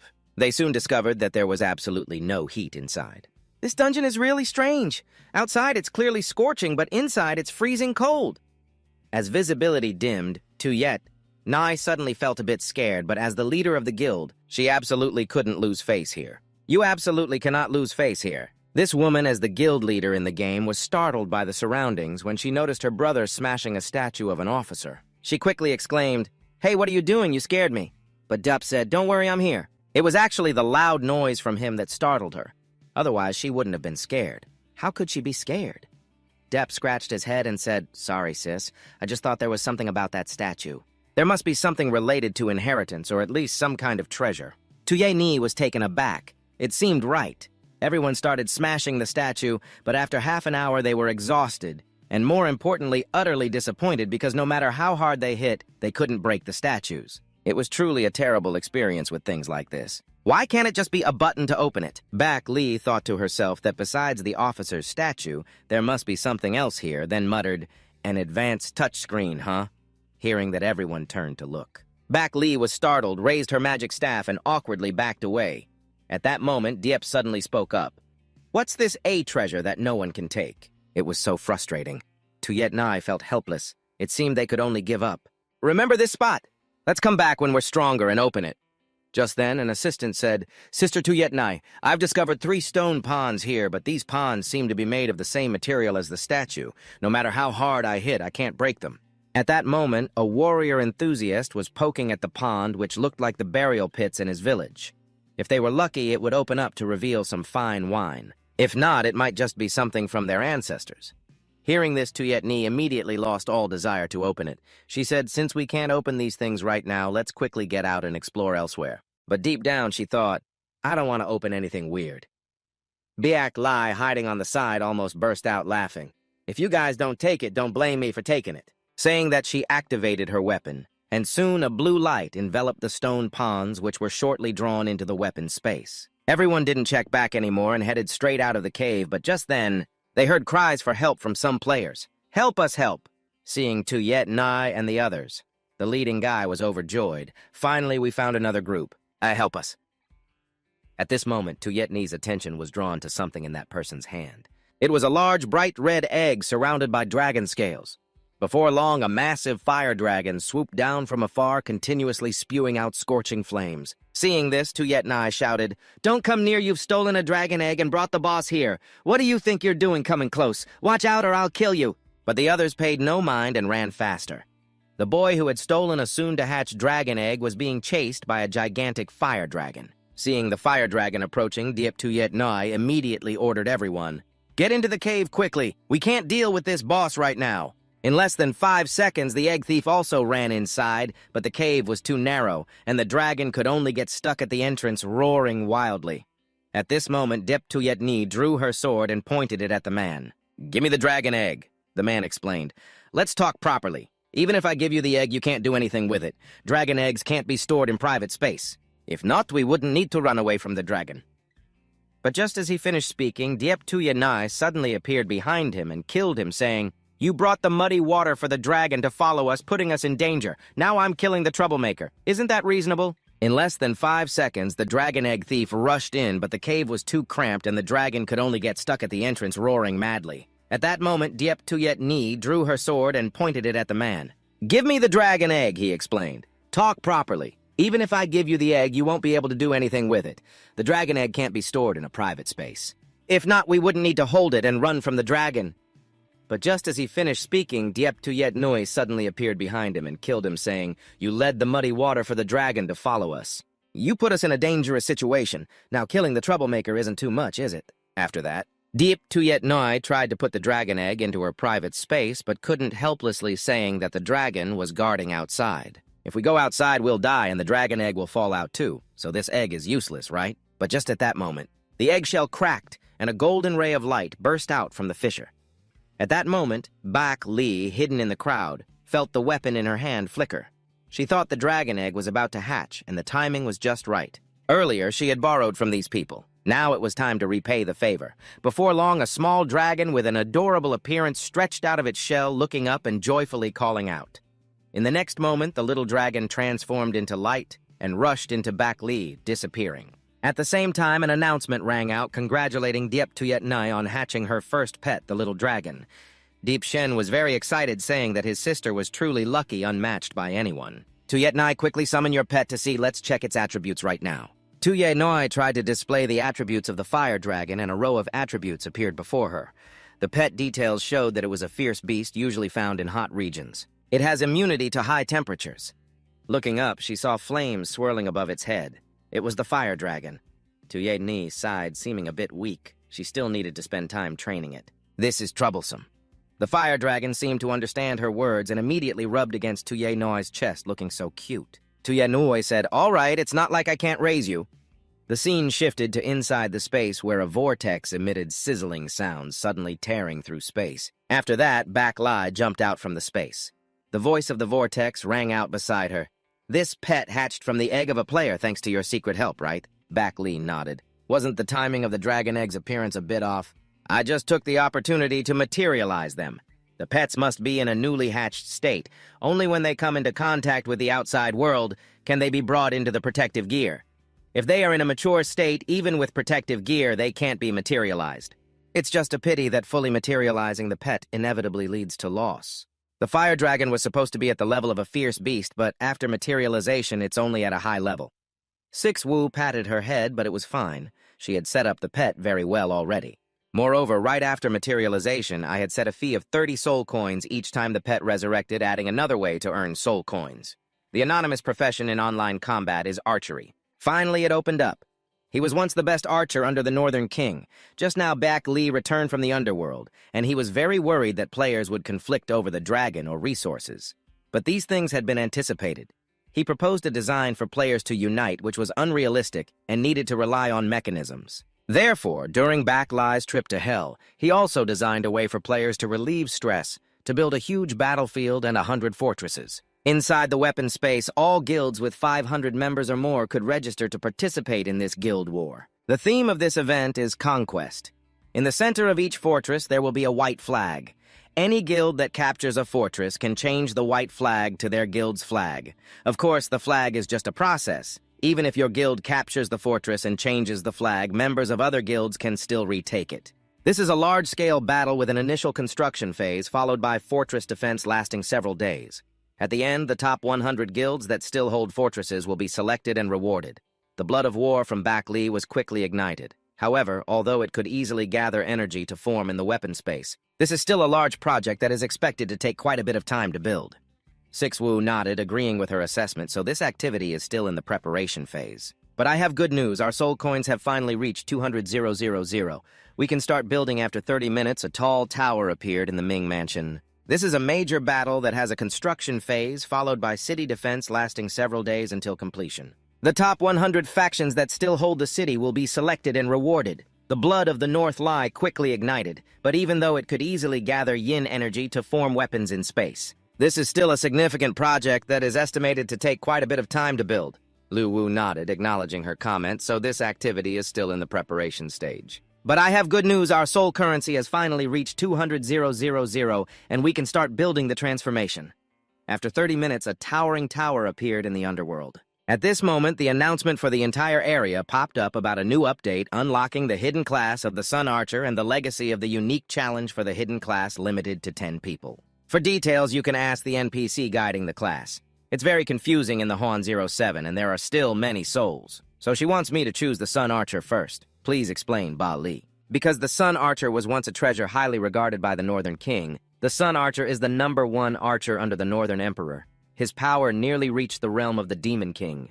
But in the battle against the Cursed Tribe, the chief of the Cursed Tribe sacrificed himself to launch a self-destructive attack on the Sun Archer, causing the Northern King great sorrow over the loss. But ultimately helpless in the end, the Northern King could only place the soul of the Sun Archer into Huan 07 for future generations to honor the hero 6 Vo to console the past. No need to be sad anymore. Let's arrange the next steps. Then Ba Li conjured a bow from thin air to fully unleash the power of the Sun Archer's legacy. The exquisite archery technique is indispensable. Moreover, the online battle is not a virtual game. It's entirely a real world, so not everyone can master archery. We need to select players who want to change classes before 6 Vo immediately gathers energy in their hands. This is easy. I will directly create a challenge map to filter out the top 10 performers to receive the legacy of the Sun Archer. This is the Hidden Class Challenge. The number of registrations reached 250,000 people. To avoid interference, each player will be in a separate space for the first challenge, completing it quickly. The top 10 all achieved a 100% hit rate among them. Diepthan also participated for fun, and his score made him very satisfied. Then the second round was also successful. The fixed target was 100 meters, and Diepthan still scored perfectly, securing the second position. This made Diepthan ecstatic. It wasn't just a casual participation. Who would have thought that I shot randomly and still hit the bullseye? I haven't even touched the bow. Maybe I really am a genius. After the third round, Diepthan not only secured the hidden class position, but also ranked first. Nan, indeed, I am a genius. I want to be humble, but talent doesn't allow it. At this moment, two people were hiding behind preparing the inheritance for the players to adapt easily. They decided to spend some soul currency to recreate the body template in no time. A piece of information appeared in Diepthan's mind. Congratulations, you have successfully changed classes to the Sun Archer. Please open the attributes panel to see the details of the class. The training range will continue for 30 minutes. Please make the most of your time at the training range to adapt to the new skills of the Sun Archer, the greatest archer in the northern region. Inheriting the archer's weapon each level up increases attributes by 50. Additionally, a special passive effect, Eagle Eye, is granted replenishing energy with the breath of the Sun Archer. The passive skill Eagle Eye enhances vision, allowing for self-adjustment of focus between near and far. The breath of the Sun Archer consumes 1 point of energy for each arrow shot. The breath of the Sun Archer skill consumes additional energy, regenerating 1 point every 3 seconds. The Sun Archer's arrow barrage consumes 5 points while simultaneously firing 5 arrows. Carrying the breath of the Sun Archer deals area damage, consuming 3 points of energy. It can be used to dodge attacks or close in on the opponent. Manhwa Chi 7 uses up the remaining energy to concentrate all the power of the breath of the Sun Archer, forging it into a sword of air to deliver a fatal blow during the use of this skill. There's no need to combine with the bow and arrow. This class will unlock Stage 2 when the player reaches level 100 and completes the class upgrade. For details, you can ask the career advisor. Watching the inheritance of the Sun Archer made the live stream viewers envious. After changing classes, he immediately learned 3 skills so under everyone's watchful eyes. He practiced shooting, but when he shot, the score dropped to 0. He was live streaming and awkwardly adjusted his posture, saying that he had missed the shot earlier and would shoot for real this time. The arrow shot out, missed the target by 10 meters, and the score continued to show 0. After 5 consecutive shots, he finally realized a serious issue. Perhaps the previous 15 arrows he shot randomly actually hit the target. But right after changing classes, all the arrows shot out were pulled down to 0 points. Suddenly, Diepthan had an idea. Maybe he still had a chance. He immediately took out a long sword. But right after changing professions, all arrows shot down suddenly. Diepshen had a bright idea. Perhaps he still had a chance. He immediately took out a long sword. I used to be a poor archer, so I guess I'll just go back to my old job. But just as he finished speaking, the sword slipped from his hand and fell to the ground with a clatter, announcing that the game had displayed that he had changed his class to a specialized weapon user, an archer, and could no longer equip a sword. Deep was in tears, regretting that he had someone with a bright future but didn't appreciate it, and instead participated in this archery challenge. I'm such a fool. In the realm of the lost, a beam of golden light shot down from the sky, causing the surrounding hills to tremble violently. At that moment, the dark-faced demon general roared in anger, holding his sword. That soul-reaping bastard dared to betray me, humiliating me in front of the Sea King. I will definitely tear you apart into 1,000 pieces in the next life, a woman's voice echoed. My lord, capturing the soul-reaping messenger right now might be a bit tricky. According to the latest news, we have collected 10 souls that have gone to the Demon King and offered all the souls to him. Hearing this, the demon general thought to himself, it won't be long before I agree to offer 100,000 souls to the Sea King. Where will I get them from? Besides, my strength is almost at the level of the Demon King now. Those souls are crucial for my breakthrough. What can I rely on to break through? On one side is the Sea King, and on the other is the Demon King, both stronger than me, while I used to be very confident about my chances of breaking through. Now I'm stuck. What should I do next? Suddenly, the soul-reaping messenger said, My lord, our realm of the lost is situated between the forces of the Sea King and the Demon King. Due to the betrayal of the soul-reaping messenger, it is very dangerous here. Instead, let's leave and run to the underworld where there are no forces occupying it to temporarily avoid danger while waiting for you to break through to the Demon King level and continue planning for the long term. The demon general thought carefully. This method could really work. But what about the souls in the realm of the lost? Am I just going to abandon them? But the soul-reaping messenger said, My lord, what time is it now? Right now, only if you surpass the Demon King level can we have a voice in this northern land. If not, the next time the Sea King comes to demand 100,000 souls from us, it will be truly dangerous. The Water General saw that her analysis was very reasonable and ordered to take all the resources that could be carried away. 10 days later, everyone set off for the underworld. Meanwhile, in the real world, two people were discussing a player, a swordsman who was a fierce fighter in the game, believing that his swordsmanship in real life was also top-notch. A scruffy man blocked their path, asking, Where's the swordmaster? Tell me where he is. One of the two was grabbed by him. Yelling loudly, he hurriedly said, In the online battle, his name is Mach 9 Kai. Seeing the man standing still, the two immediately ran away, cursing behind them, scared of that crazy guy. The man wanted to create a new NPC designating two character models, a fat chef representing dark cuisine and an old goat herder who could teach players to use various herbs to concoct poisons, but when it comes to the most popular NPC, it's still the village chief of the beginner village. At that moment, the phone of 6vo rang. It was Ngo Quoc Nhat calling to tell him that the month-long voting had ended. As all players thought, the online battle version led by a wide margin compared to other games. Ngo Quoc Nhat also said on the phone that he hoped 6vo began to consider the issue of the game's background music, and he promised to help if difficulties arose. This made 6vo ponder but which star to invite to sing the background music and produce it. It really gave him a headache. He once hoped to ask Bak Li, but only received a look that said he was an idiot. Bak Li said, "I only know about research and development. I don't know how to sing or compose. But you have a good idea, 6vo. You could try selecting from the songs on the game forum, and as for inviting singers, just leave that to Ngo Quoc Nhat. He could open some soul currency recharge channels. It won't affect anything." The positive motivation for players to earn soul currency like the costume feature, I believe many players who like to look good will spend money on that. At that moment, the two were excited when Bak Li discovered a strange scene in the game. 6vo's expression changed from suspicion to surprise as the player level was not challenging. A level 26 berserker at the Soul Demon Mountain, a young man in thin clothing held a sword lightly in his hand and said, "I want to challenge Mach 9 Ki-Aw." Mach 9 Ki-A chuckled, "Hey buddy, come back when you're at a higher level." The sword god coldly looked ahead. "Aren't you afraid? The sword heart of the first path moves forward without fear. You're not worthy of practicing the sword." Hearing him say that, Mach 9 Ka got angry and swung his sword. "Am I worthy or not? Isn't it up to you to decide, you arrogant fool? If you want to fight, I'll show you." After saying that, Mach 9 Ka rushed forward, but Nhau Kiem remained cold, quickly turning and drawing his sword. The clash with the sword Mach 9 Ka bought at the sword shop showed Nhau Kiem's completely skilled footwork. In less than 3 exchanges, both retreated a few steps, but Mach 9K looked tired, because in a flash he was hit by over 10 strikes, while he himself didn't land a single hit. If it weren't for his attribute advantage and the armor, his health would have been wiped out, so he no longer cared about his dignity and directly activated the berserker skill, saying, "At first I didn't want to bully you a new account with no skills, but now you've provoked me." Mach 9 swung his sword into the sky using the Flame Slash, a fiery blade creating a crescent arc along the ground, slicing straight toward Nhau Kiem.